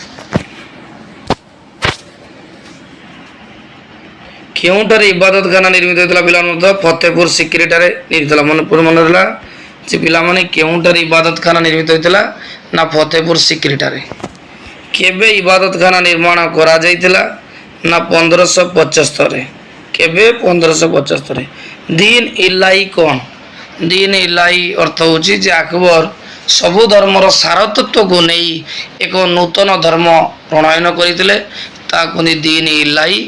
ଏହାର ଅର୍ଥ ହେଉଛି ଏକ ଧର୍ମୀୟ ଅନୁଷ୍ଠାନ। କେବେ ଆକବର ଦିନ ଇଲାହି ଘୋଷଣା କରିଥିଲେ? ମନତ ପିଲାମାନେ ଯେ ଆକବର 1581ରେ ଦିନ ଇଲାହି ଧର୍ମ ଘୋଷଣା କରିଥିଲେ। କିଏ ଦିନ ଇଲାହି ଧର୍ମ ପ୍ରଥମେ ଗ୍ରହଣ କରିଥିଲେ? ବୀରବଲ, ତୋଡରମଲ, ମାନସିଂହ, ଭଗବାନ ଦାସ। ଉତ୍ତର ହେଉଛି ବୀରବଲ। କିଏ ପିଲାମାନେ? ବୀରବଲ ଗ୍ରହଣ କରିଥିଲେ। ଆକବରଙ୍କ ସମୟରେ ପ୍ରଧାନମନ୍ତ୍ରୀଙ୍କୁ କ'ଣ କୁହାଯାଉଥିଲା? ଯେ ଆକବରଙ୍କ ସମୟରେ ପ୍ରଧାନମନ୍ତ୍ରୀଙ୍କୁ ୱକିଲ କୁହାଯାଉଥିଲା। ୱକିଲ। କିଏ ଆକବରଙ୍କ ରାଜସ୍ୱ ମନ୍ତ୍ରୀ ଥିଲେ? ମନେ ରଖିଥାଅ, ଆକବରଙ୍କ ସମୟରେ ରାଜସ୍ୱ ମନ୍ତ୍ରୀ ତୋଡରମଲ ଥିଲେ। ହିମୁ କିଏ? ହିମୁ ଆଦିଲ ଶାହଙ୍କ ମନ୍ତ୍ରୀ ଥିଲେ। କାହା ମନ୍ତ୍ରୀ? ଆଦିଲ ଶାହଙ୍କ ମନ୍ତ୍ରୀ ଥିଲେ। ଆକବରଙ୍କ ରାଜତ୍ୱ ସମୟରେ କିଏ ରାଣୀ ଦୁର୍ଗାବତୀଙ୍କୁ ପରାସ୍ତ କରି ଗଣ୍ଡୱାନ ଅଧିକାର କରିଥିଲେ? ମନେ ରଖିଥାଅ, ଆକବରଙ୍କ ରାଜତ୍ୱ ସମୟରେ ଅସଫ ଖାଁ ରାଣୀ ଦୁର୍ଗାବତୀଙ୍କୁ ପରାସ୍ତ କରି ଗଣ୍ଡୱାନ ଅଧିକାର କରିଥିଲେ। ହଳଦୀଘାଟ ଯୁଦ୍ଧ କେବେ ହୋଇଥିଲା ପିଲାମାନେ? ଏଇଟା ସବୁବେଳେ ପରୀକ୍ଷାରେ ପିଲାମାନେ ଆସେ ଯେ ହଳଦୀଘାଟ ଯୁଦ୍ଧ ଯେ ଆକବର 1576ରେ କରିଥିଲେ। କାହାକୁ ପରାସ୍ତ କରିଥିଲେ? ନା ମେୱାର ରାଜା ରାଣା ପ୍ରତାପ। ପିଲାମାନେ ମନେ ରହିଲା ଯେ ହଳଦୀଘାଟ ଯୁଦ୍ଧ 1576 ଆକବର ଏବଂ ରାଣା ପ୍ରତାପଙ୍କ ମଧ୍ୟରେ ହେଇଥିଲା। କେବେ ରାଜା ମାନସିଂହ ଓଡ଼ିଶା ଅଧିକାର କରିଥିଲେ? 1592। ଯେ ମାନସିଂହ ଯେଉଁ ରାଜପୁତର ମୁଖ୍ୟ ସେନାପତି ଥିଲେ ଏବଂ ଆକବରଙ୍କ ସମୟରେ ସେନାପତି କାର୍ଯ୍ୟ କରିଥିଲେ, ସେ 1592ରେ ଓଡ଼ିଶା ଅଧିକାର କରିଥିଲେ। କେଉଁ ଗୋଟିଏ ଆକବରଙ୍କ ଶେଷ ବିଜୟ ଥିଲା? ଖାନଦେଶ। ଖାନଦେଶ ହେଉଛି ଆକବରଙ୍କର ଶେଷ ବିଜୟ। କିଏ ଆଗ୍ରା ଦୁର୍ଗ ନିର୍ମାଣ କରିଥିଲେ? ଯେ ଆଗ୍ରା ଦୁର୍ଗ ନିର୍ମାଣ କରିଥିଲେ ଆକବର। କେଉଁ ଗୋଟିଏ ଆକବରଙ୍କ ରାଜତ୍ୱ ସମୟରେ ପ୍ରବର୍ତ୍ତିତ ନୂତନ ଚିତ୍ର ଶୈଳୀ ନଥିଲା? ପାରସ୍ୟ ଶୈଳୀ, ଭାରତୀୟ ପାରସ୍ୟ ଶୈଳୀ, ହିନ୍ଦୁ ଶୈଳୀ, ଚୀନ ପାରସ୍ୟ ଶୈଳୀ। ଉତ୍ତର ହେଉଛି ଚୀନ ପାରସ୍ୟ ଶୈଳୀ। କିଏ ଜଣେ ଚୀନା ଚିତ୍ରକର ଥିଲେ? ଚୀନା ବାୟଜିତ। ଯେ ବାୟାଜିତ ଜଣେ ଚୀନା ଚିତ୍ର କରିଥିଲେ। କେଉଁ ଗାୟକ ଆକବରଙ୍କ ଦରବାରରେ ସଭ୍ୟ ନଥିଲେ? ବାବା ରାମଦେଶ, ରାଜବାହାଦୁର, ତାନସେନ ଆଉ ବୈଜୁ ବାଉରା। ଉତ୍ତର ହେଉଛି ବୈଜୁ ବାଉରା। କେଉଁ କବି ଆକବରଙ୍କ ରାଜତ୍ୱ ସମୟର ଅନ୍ତର୍ଗତ ନଥିଲେ? କେଉଁ କବି? ଆବୁଲ ଫଜଲ, ନସିର ନିଶାପୁରୀ, ଗଜାଲି ମାସାଦି, ଆବୁଜାଲି। ଉତ୍ତର ହେଉଛି ଆବୁଜାଲି। ଆକବରଙ୍କ ଦରବାରରେ କିଏ କବିରାଜ ଉପାଧି ପାଇଥିଲେ? କବିରାଜ କାହାକୁ ଥିଲା? ନା ବୀରବଲକୁ ଦିଆଯାଇଥିଲା। ତବାକତ ଇ ଆକବରୀ ରଚୟିତ କିଏ? ତବାକତ ଇ ଆକବର ରଚୟିତା ହେଉଛନ୍ତି ନିଜାମୁଦ୍ଦିନ ଅହମଦ। ସେ ନିଜାମୁଦ୍ଦିନ ଅହମଦ ଲେଖିଥିଲେ ତବାକତ ଇ ଆକବରୀ। ଆଇନ ଆକବରୀ କିଏ ରଚନା କରିଥିଲେ? ଆଇନ ଆକବରୀ ରଚନା କରିଥିଲେ ଆବୁଲ ଫଜଲ। କିଏ ରାମାୟଣକୁ ପାରସ୍ୟ ଭାଷାରେ ଅନୁବାଦ କରିଥିଲେ? ବଦାଉନି। ଯେ ବଦାଉନି ରାମାୟଣକୁ ପାରସ୍ୟ ଭାଷାରେ ଅନୁବାଦ କରିଥିଲେ। ଜାହାଙ୍ଗୀରଙ୍କ ମୂଳ ନାମ କ'ଣ ଥିଲା? ଯେ ଜାହାଙ୍ଗୀରଙ୍କ ମୂଳ ନାମ ସଲିମ ଥିଲା। ଦସ୍ତୁର ଇ ଅମଲ କ'ଣ? ନା ଦସ୍ତୁର ଇ ଅମଲ ଛୁଆ ହେଉଛି ମନେ ରଖିଥିବ ଯେ 12 ଗୋଟି ଔପଚାରିକତା ପାଳନ। ଯେ ଦସ୍ତୁର ଇ ଅମଲ ହେଉଛି କ୍ଷମା ପ୍ରାର୍ଥନା ଛୁଆ ହବନି, 12 ଗୋଟି ଔପଚାରିକତା ପାଳନ। ଡବଲ ଟିକ୍ ମାରିଦେଇ ଛୁଆ। କିଏ କେଉଁ ଶିଖ ଗୁରୁଙ୍କୁ ଜାହାଙ୍ଗୀର ନିର୍ଦ୍ଦେଶରେ ମୃତ୍ୟୁଦଣ୍ଡ ଦିଆଯାଇଥିଲା? ଯେ ଶିଖ ଗୁରୁ ଅର୍ଜୁନ ଦେବଙ୍କୁ। କାହାକୁ? ଅର୍ଜୁନ ଦେବଙ୍କୁ ଜାହାଙ୍ଗୀରଙ୍କ ନିର୍ଦ୍ଦେଶରେ ମୃତ୍ୟୁଦଣ୍ଡ ଦିଆଯାଇଥିଲା। କାହାର ମୂଳ ନାମ ମେହେରୁ ନିଶା ଥିଲା? ମନେ ରଖ, ନୂରଜାହାନ। ଯେ ନୂରଜାହାନଙ୍କ ମୂଳ ନାମ ମେହେରୁ ନିଶା ଥିଲା। ନୂରଜାହାନ କାହା ଧର୍ମ ଥିଲେ? ନା ଜାହାଙ୍ଗୀରଙ୍କ ଧର୍ମପତ୍ନୀ ନୂରଜାହାନ ଥିଲେ। ନୂରଜାହାନ ପ୍ରଥମେ ଭାରତରେ ଅତର ବା ସ୍ପ୍ରେ ବ୍ୟବହାର କରିଥିଲେ। କିଏ ଶେର ଆଫଗାନ ଭାବେ ପରିଚିତ ଥିଲେ? ଶେର ଆଫଗାନ। ଆଲି କୁଲି ଇସ୍ତାଜୁଲ, ଯେ ଆଲି କୁଲି ଇସ୍ତାଜୁଲଙ୍କୁ ସେର ଆଫଗାନ ଭାବେ ପରିଚିତ ଥିଲେ। କିଏ ଜାହାଙ୍ଗୀରଙ୍କ ଦ୍ୱାରା ଇତମୁଦଲା ଉପାଧି ପ୍ରାପ୍ତ ହୋଇଥିଲେ? ଇତମୁଦଲା କବର ମଧ୍ୟ ତିଆରି ହୋଇଥିଲା, ସେଟା ନୁରଜାହାନ ତିଆରି ତାଙ୍କ ପିତାଙ୍କ ପାଇଁ। এই কোশ্চেনটা হচ্ছে কিଏ ଜାହାଙ୍ଗୀରଙ୍କ ଦ୍ୱାରା ଇତମୁଦଲା ଉପାଧି ପାଇଥିଲେ? ନା ମିର୍ଜା ଗିୟାସ ବେଗ। କେବେ ଜାହାଙ୍ଗୀର ନୁରଜାହାନଙ୍କୁ ବିବାହ କରିଥିଲେ? 1611ରେ। ଯେ ଜାହାଙ୍ଗୀର ନୁରଜାହାନଙ୍କୁ 1611ରେ ବିବାହ କରିଥିଲେ। କିଏ ନୁରଜାହାନ ଜୁନ୍ତାର ସଭ୍ୟ ନଥିଲେ? ଅସମତ ବେଗମ। କିଏ? ଅସମତ ବେଗମ। କେବେ ମେୱାର ରାଜପୁତ ଶାସକ ଅମର ସିଂ ଓ ମୋଗଲ ସମ୍ରାଟ ଜାହାଙ୍ଗୀରଙ୍କ ମଧ୍ୟରେ ସନ୍ଧି ହୋଇଥିଲା? ନା 1615ରେ ସନ୍ଧି ହୋଇଥିଲା ଅମର ସିଂ ଆଉ ଜାହାଙ୍ଗୀରଙ୍କ ମଧ୍ୟରେ। କାହା ସମୟରେ ପୃଷ୍ଠାର ଧାର ରଙ୍ଗୀନ ଚିତ୍ରରେ ସଜାଇବା ଆରମ୍ଭ ହୋଇଥିଲା? ନା ଜାହାଙ୍ଗୀରଙ୍କ ସମୟରେ। ମନେଥିବ ମୋଗଲ ଯୁଗର ଯେତିକି ଜଣ ଶାସକ ଅଛନ୍ତି ଶ୍ରେଷ୍ଠ ଚିତ୍ରକର ଥିଲେ କିଏ? ଜାହାଙ୍ଗୀର, ଏବଂ ତାଙ୍କ ସମୟରେ ଚିତ୍ରକଳାର ପାରଦର୍ଶିତା ଲାଭ କରିଥିଲା। ଭାରତରେ କମ୍ପାନୀ ପ୍ରତିଷ୍ଠା କରିବା ପାଇଁ ଇଂରେଜମାନଙ୍କୁ କିଏ ଅନୁମତି ଦେଇଥିଲେ? ନା ଜାହାଙ୍ଗୀର। ଜାହାଙ୍ଗୀରଙ୍କ ମୃତ୍ୟୁର ତୁରନ୍ତ ପରେ କିଏ ନିଜକୁ ସମ୍ରାଟ ଭାବେ ଘୋଷଣା କରିଥିଲେ? ଶାହରିୟାର। ଜାହାଜାନଙ୍କ ପୁରା ନାମ କ'ଣ ଥିଲା? ଖୁରମ। ବଙ୍ଗଳରୁ ପର୍ତ୍ତୁଗୀଜମାନଙ୍କୁ ବିତାଡ଼ିତ କରିବା ପାଇଁ ଶାହଜାହାନ କାହାକୁ ନିର୍ଦ୍ଦେଶ ଦେଇଥିଲେ?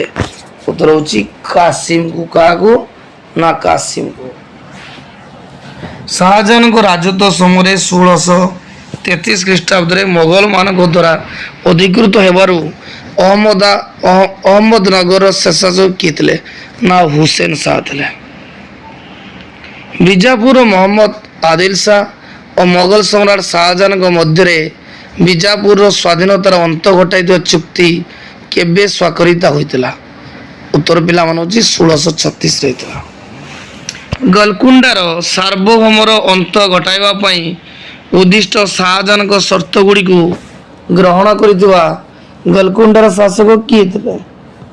ନା ଅବଦୁଲ୍ଲା କୁତବ ଶାହ ଥିଲେ। ଦାକ୍ଷିଣାତ୍ୟରେ କ୍ଷମତା ହାସଲ କରିବା ପରେ ଶାହଜାହାନ କାହାକୁ ସେହି ଅଞ୍ଚଳର ଗଭର୍ଣ୍ଣର ଭାବେ ନିଯୁକ୍ତି କରିଥିଲେ? ନା ଆଉରଙ୍ଗଜେବଙ୍କୁ। ଶାହଜାହାନଙ୍କ ଶାସନର ଶେଷ ଭାଗରେ କେଉଁମାନେ ମୋଗଲ ସିଂହାସନ ପାଇଁ ପରସ୍ପର ମଧ୍ୟରେ ଲଢ଼େଇ ଲାଗିଥିଲେ? ମନୋକ୍ତ ଯେ ଶାହଜାହାନଙ୍କ ପୁତ୍ରମାନେ। ଆଗ୍ରାଠାରେ ଶାହଜାହାନ ଜ୍ୱରରେ ପୀଡ଼ିତ ହୋଇଥିବା ସମୟରେ କିଏ ବଙ୍ଗର ଭାଇସରାୟ ଥିଲେ? କିଏ ଥିଲେ? ନା ସୁଜା। ଉତ୍ତରାଧିକାରୀ ହେବା ପାଇଁ ଶାହଜାହାନ ତାଙ୍କର କେଉଁ ପୁତ୍ରକୁ ସମର୍ଥନ କରିଥିଲେ?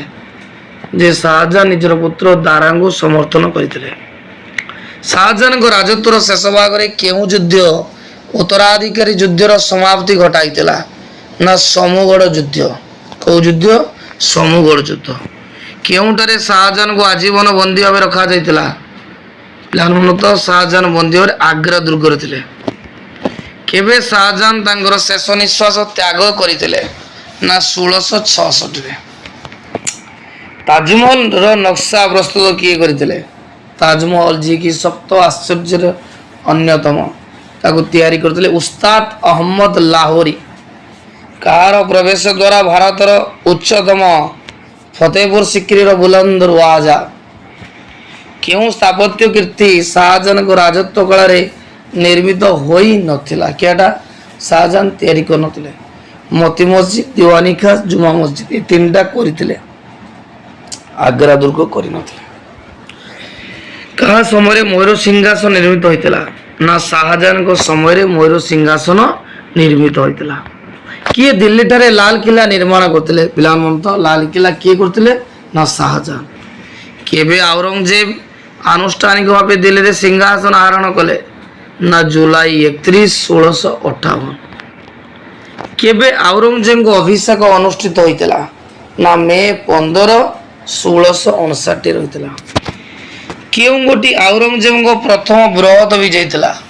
ଉନ୍ନତ ଆଉରଙ୍ଗଜେବ ତାଙ୍କ ରାଜତ୍ୱର ପ୍ରଥମେ ବିହାର, ଆସାମ ତାଙ୍କୁ ଯେଉଁ ଜିତିଥିଲେ, ଏଇଟା ତାଙ୍କ ପ୍ରଥମ ବିଜୟ ଥିଲା।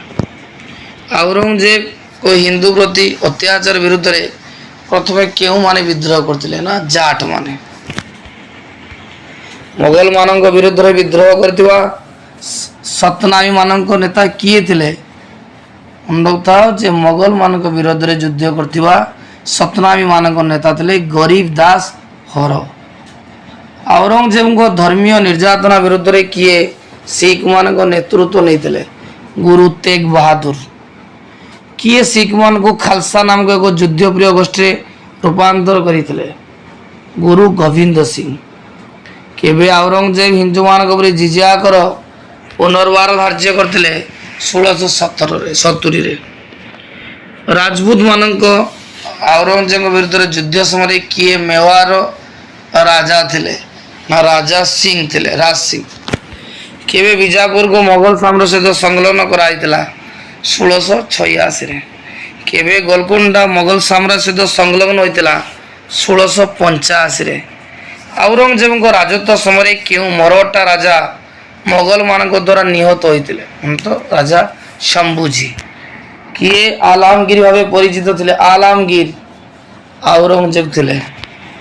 କାହାକୁ ଜିନ୍ଦା ପୀର କୁହାଯାଉଥିଲା? ଜିନ୍ଦା ପୀର ଔରଙ୍ଗଜେବ କହିଲା ଜିନ୍ଦା ପୀର। କିଏ ଆଲାମଗୀର ନାମା ପୁସ୍ତକ ଲେଖିଥିଲେ? ଆଲାମଗୀରନାମା କିଏ ଲେଖିଥିଲେ? ମିର୍ଜା ମହମ୍ମଦ କାସିମ ଲେଖିଥିଲେ। କେଉଁ କୀର୍ତ୍ତି ଔରଙ୍ଗଜେବଙ୍କ ଦ୍ୱାରା ନିର୍ମିତ ହୋଇଥିଲା? ଗଗନ ମହଲ, ବିବି କି ମକବାରା, ସାତ ମଞ୍ଜିଲ, ଅସର ମହଲ ନା ବିବି କି ମକବାରା? କେଉଁଠାରେ ଔରଙ୍ଗଜେବ ତାଙ୍କ ଶେଷ ନିଶ୍ୱାସ ତ୍ୟାଗ କରିଥିଲେ? ନା ଅହମ୍ମଦନଗର ଠାରେ। କିଏ 1707 ଖ୍ରୀଷ୍ଟାବ୍ଦରେ ମୋଗଲ ସିଂହାସନରେ ଔରଙ୍ଗଜେବଙ୍କ ଉତ୍ତରାଧିକାରୀ ହୋଇଥିଲେ? ନା ବାହାଦୁର ଶାହ। ଔରଙ୍ଗଜେବଙ୍କ ପରେ କେଉଁ ମୋଗଲ ସମ୍ରାଟ ଜିଜିଆ କର ଉଚ୍ଛେଦ କରିଥିଲେ? ନା ଜହାଙ୍ଗୀର ଶାହ। ମୋଗଲ ରାଜତ୍ୱ ସମୟରେ କେଉଁ ଗୋଟିଏ ରାଜସ୍ୱର ମୁଖ୍ୟ ଉତ୍ସ ଥିଲା? ନା ଜମି। ମୋଗଲ ରାଜତ୍ୱ ସମୟରେ କେଉଁମାନେ ମାନସବଦାର ଭାବେ ପରିଚିତ ଥିଲେ? ମନେରଖୁଥାଅ ମାନସବଦାର ଯିଏକି ଆକବର ପ୍ରଣୟନ କରିଥିଲେ। ସାମରିକ ପଦଯୁକ୍ତ ଶାସନାଧିକାରୀଙ୍କୁ ମାନସବଦାର କୁହାଯାଉଥିଲା। କେଉଁ ଗୋଟି ଶିବାଜୀଙ୍କ ପ୍ରଥମ ବିଜୟ ଥିଲା? ମନେରଖୁଥାଅ ତନ୍ ଥିଲା ଶିବାଜୀଙ୍କ ପ୍ରଥମ ବିଜୟ। ଶିବାଜୀ ଯିଏକି ମରହଟ୍ଟା ମାନଙ୍କର ସର୍ବଶ୍ରେଷ୍ଠ ରାଜା ଥିଲେ, ଛତ୍ରପତି ଶିବାଜୀ। ବିଜାପୁର ସୁଲତାନ ଶିବାଜୀଙ୍କୁ ଆକ୍ରମଣ କରିବା ପାଇଁ ଅଫଜଲ ଖାଁଙ୍କୁ ପଠାଇବା ସମୟରେ ଶିବାଜୀ କେଉଁଠାରେ ଥିଲେ? ଏଟା ଭେରି ଭେରି ଇମ୍ପୋର୍ଟାଣ୍ଟ କ୍ୱେଶ୍ଚନ ଛୁଆ। ଯେ ବିଜାପୁର ସୁଲତାନ ଶିବାଜୀଙ୍କୁ ଆକ୍ରମଣ କରିବା ପାଇଁ ଅଫଜଲ ଖାଁଙ୍କୁ ପଠାଇବା ସମୟରେ ଶିବାଜୀ କେଉଁଠି ଥିଲେ? ନା ପ୍ରତାପଗଡ଼ରେ ଥିଲେ। କିଏ ଏକ ଛୁରୀ ଦ୍ୱାରା ଶିବାଜୀଙ୍କୁ ହତ୍ୟା କରିବା ଉଦ୍ୟମ କରୁଥିବା ବେଳେ ଶିବାଜୀ ହାତରେ ଗୋପନୀୟ ଇସ୍ପାତ ବାଘନଙ୍କ ଦ୍ୱାରା ନିହତ ହୋଇଥିଲେ? ନା ଅଫଜଲ ଖାଁ। କେବେ ଶିବାଜୀ ଓ ମୋଗଲ ମାନଙ୍କ ମଧ୍ୟରେ କଳହ ହୋଇଥିଲା? ନା 1657ରେ ଆରମ୍ଭ ହୋଇଥିଲା କଳହ। କେଉଁଠାରେ ଶିବାଜୀ ନିଜକୁ ଛତ୍ରପତି ଭାବେ ଘୋଷଣା କରିଥିଲେ? ନା ରାୟଗଡ଼ ଠାରେ। କେଉଁଠାରେ ଶିବାଜୀ ନିଜକୁ ଛତ୍ରପତି ଘୋଷଣା କରିଥିଲେ? ରାୟଗଡ଼ ଠାରେ। କେବେ ଶିବାଜୀ ନିଜକୁ ରାଜା ଭାବେ ଅଭିଷିକ୍ତ କରାଇଲେ? ସବୁବେଳେ ପରୀକ୍ଷାରେ ସେଇଟା ଯେ ଶିବାଜୀ 1674ରେ ନିଜକୁ ରାଜା ଭାବେ ଅଭିଷିକ୍ତ କରିଥିଲେ। କେଉଁମାନଙ୍କୁ ଅଷ୍ଟପ୍ରଧାନ କୁହାଯାଉଥିଲା? ନା ଶିବାଜୀଙ୍କ ଦରବାରରେ ଥିବା ମୁଖ୍ୟ 8 ଜଣ ମନ୍ତ୍ରୀଙ୍କୁ ଅଷ୍ଟପ୍ରଧାନ କୁହାଯାଉଥିଲା। କିଏ ଶିବାଜୀଙ୍କ ମନ୍ତ୍ରୀମାନଙ୍କର ମୁଖ୍ୟ ଥିଲେ? ଶିବାଜୀଙ୍କ ମନ୍ତ୍ରୀମାନ ମୁଖ୍ୟ ଥିଲେ ପେଶୱା।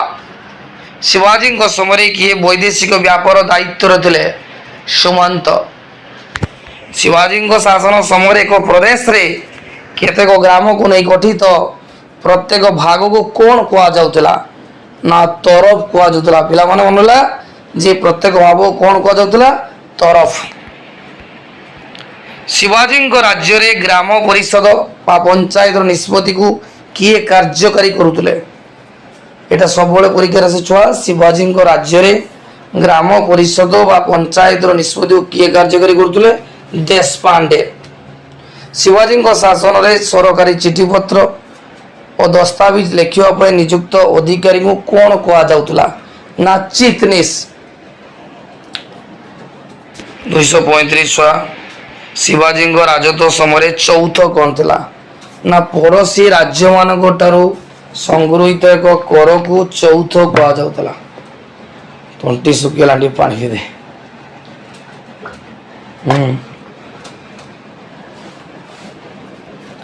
ଶିବାଜୀଙ୍କ ରାଜତ୍ୱ ସମୟରେ ସ୍ୱଦେଶୀ ମୁଖୀ କ'ଣ ଥିଲା? ନା ଶିବାଜୀଙ୍କ ପ୍ରତି ସମ୍ମାନ ସ୍ୱରୂପ ପଡ଼ୋଶୀ ରାଜ୍ୟମାନଙ୍କୁ ସଂଗୃହୀତ କରକୁ କୁହାଯାଉଥିଲା ସ୍ୱଦେଶୀ ମୁଖୀ।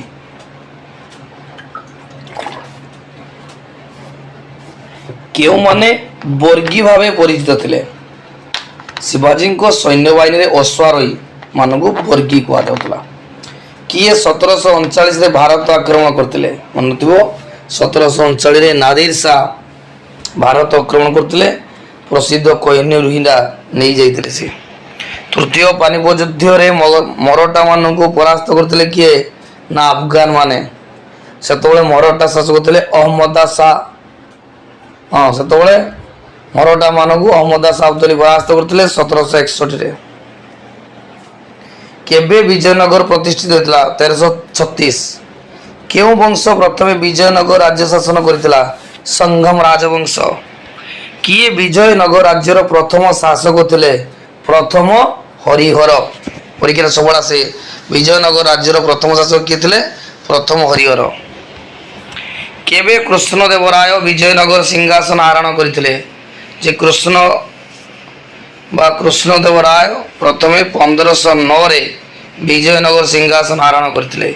କୃଷ୍ଣଦେବରାୟ କେଉଁ ବଂଶର ଅନ୍ତର୍ଭୁକ୍ତ ଥିଲେ? ନା କୃଷ୍ଣଦେବ ତୁଲୁବ ବଂଶର ଅନ୍ତର୍ଗତ ଥିଲେ। କୃଷ୍ଣଦେବରାୟ ଓଡ଼ିଶା ବିରୋଧରେ ଯୁଦ୍ଧ ଘୋଷଣା କରିବା ସମୟରେ କିଏ ଡାର ରାଜା ଥିଲେ ଓ କିଏ ଓଡ଼ିଶାର ରାଜା ଥିଲେ? ମନେଥାଉ ଯେ କୃଷ୍ଣଦେବ ଓଡ଼ିଶାର ଆକ୍ରମଣ କଲେ ଓଡ଼ିଶା ରାଜା ଥିଲେ ପ୍ରତାପପୁତ୍ର ଦେବ। କେବେ କୃଷ୍ଣଦେବରାୟ ମୃତ୍ୟୁବରଣ କରିଥିଲେ? 1530ରେ। କିଏ ବିଜୟନଗର ସିଂହାସନରେ କୃଷ୍ଣଦେବରାୟଙ୍କ ଉତ୍ତରାଧିକାରୀ ହୋଇଥିଲେ? ଅଚ୍ୟୁତ ରାୟ। କିଏ କୃଷ୍ଣଦେବରାୟଙ୍କ ସଭା କବି ଥିଲେ? ବହୁତ ବଡ଼ କବି ସିଏ। କୃଷ୍ଣଦେବରାୟଙ୍କ ସଭାରେ ଥିଲେ ଆଲସାନି ପେଦନା। କେଉଁ ସ୍ଥାପତ୍ୟ ଶୈଳୀ 1000 ଖମ୍ବ ବିଶିଷ୍ଟ ମଣ୍ଡପମ ସହିତ ସମ୍ପୃକ୍ତ? ନା ବିଜୟନଗର ସ୍ଥାପତ୍ୟ ଶୈଳୀ 1000 ଖମ୍ବ ବିଶିଷ୍ଟ ମଣ୍ଡପମ ସହିତ ସମ୍ପୃକ୍ତ।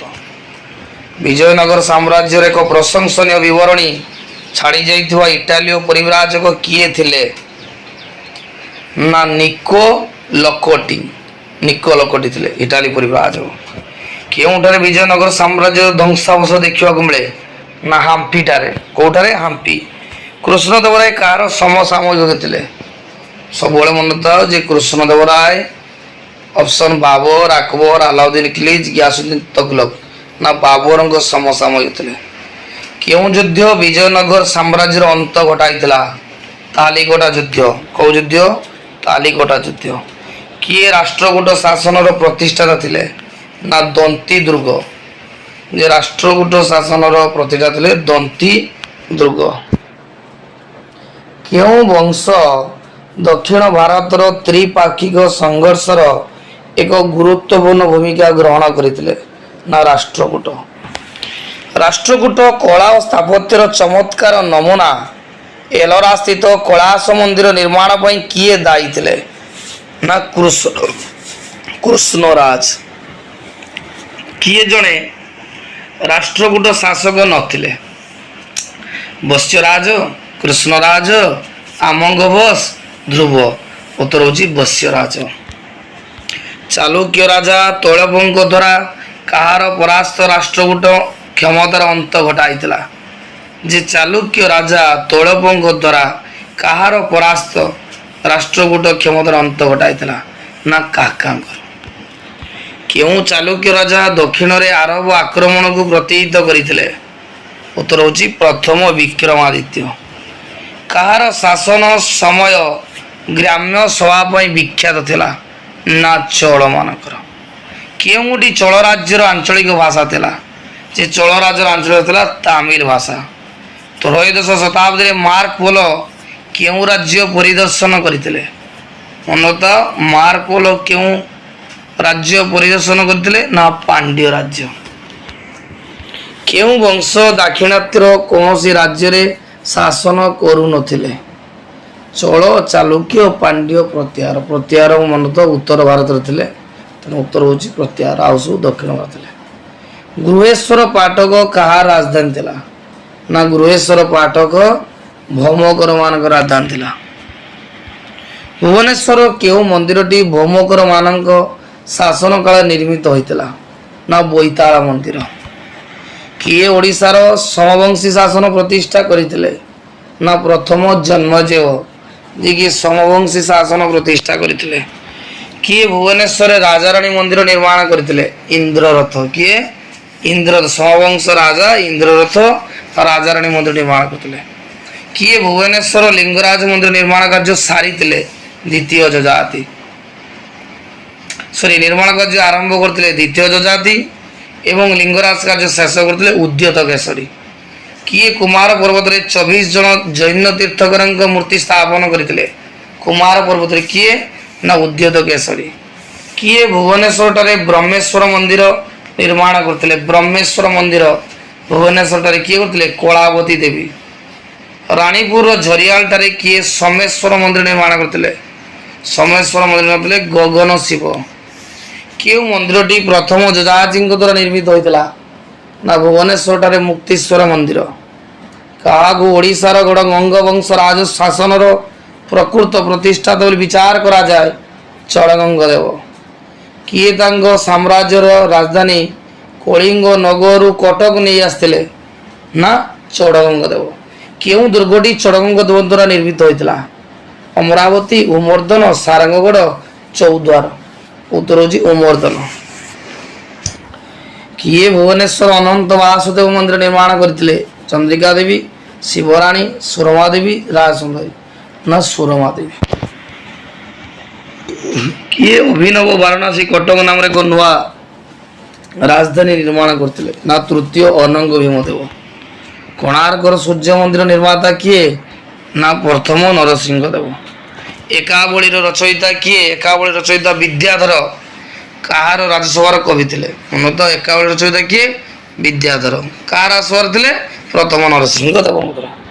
ଗଙ୍ଗବଂଶାନୁଚରିତମ୍, ଗଙ୍ଗବଂଶାନୁଚରିତମ୍ ରଚୟିତା କିଏ? ନା ବାସୁଦେବ ରଥ। କିଏ ଗଙ୍ଗବଂଶର ଶେଷ ରାଜା ଥିଲେ? ଗଙ୍ଗବଂଶର ଚତୁର୍ଥ ଭାନୁଦେବ। ଗଙ୍ଗବଂଶ ରାଜତ୍ୱ ସମୟରେ ମନ୍ତ୍ରୀମାନଙ୍କୁ କ'ଣ କୁହାଯାଉଥିଲା? ନା ପାତ୍ର ସାମନ୍ତ କୁହାଯାଉଥିଲା। ଗଙ୍ଗବଂଶ ଶାସନରେ କାହାକୁ ମହାପାତ୍ର କୁହାଯାଉଥିଲା?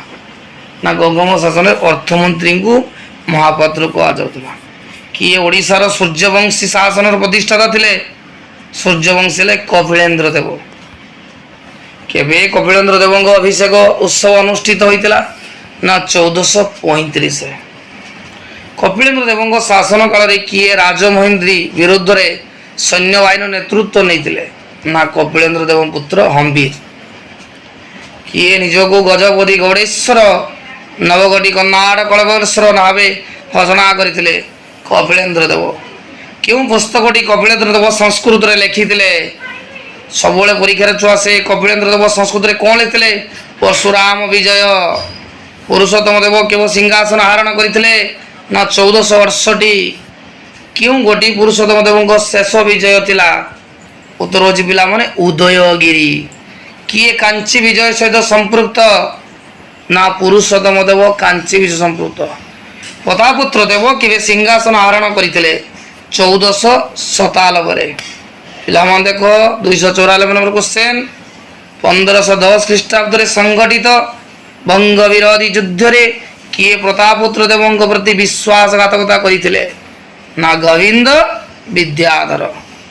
ପ୍ରତାପପୁତ୍ର ଦେବ କେବେ କୃଷ୍ଣଦେବରାୟଙ୍କ ସହିତ ଏକ ସନ୍ଧି ସ୍ୱାକ୍ଷର କରିଥିଲେ? ନା 1519। ବୈଷ୍ଣବ ସନ୍ଥ ଶ୍ରୀ ଚୈତନ୍ୟ ପୁରୀ ପରିଦର୍ଶନ କରିବା ସମୟରେ ଓଡ଼ିଶାର ରାଜା କିଏ ଥିଲେ? ନା ସୂର୍ଯ୍ୟବଂଶର ରାଜା ପ୍ରତାପପୁତ୍ର ଦେବ ଥିଲେ। କିଏ ପ୍ରତାପପୁତ୍ର ଦେବଙ୍କ ସଭା କବି ଥିଲେ? ପିଲାମାନେ ସବୁବେଳେ ପରୀକ୍ଷାରେ ଆସେ। ପ୍ରତାପପୁତ୍ର ସଭା କବି କିଏ ଥିଲେ? ଜୀବ ଦେବାଚାର୍ଯ୍ୟ। କିଏ ଓଡ଼ିଆ ଭାଗବତ ଲେଖିଥିଲେ?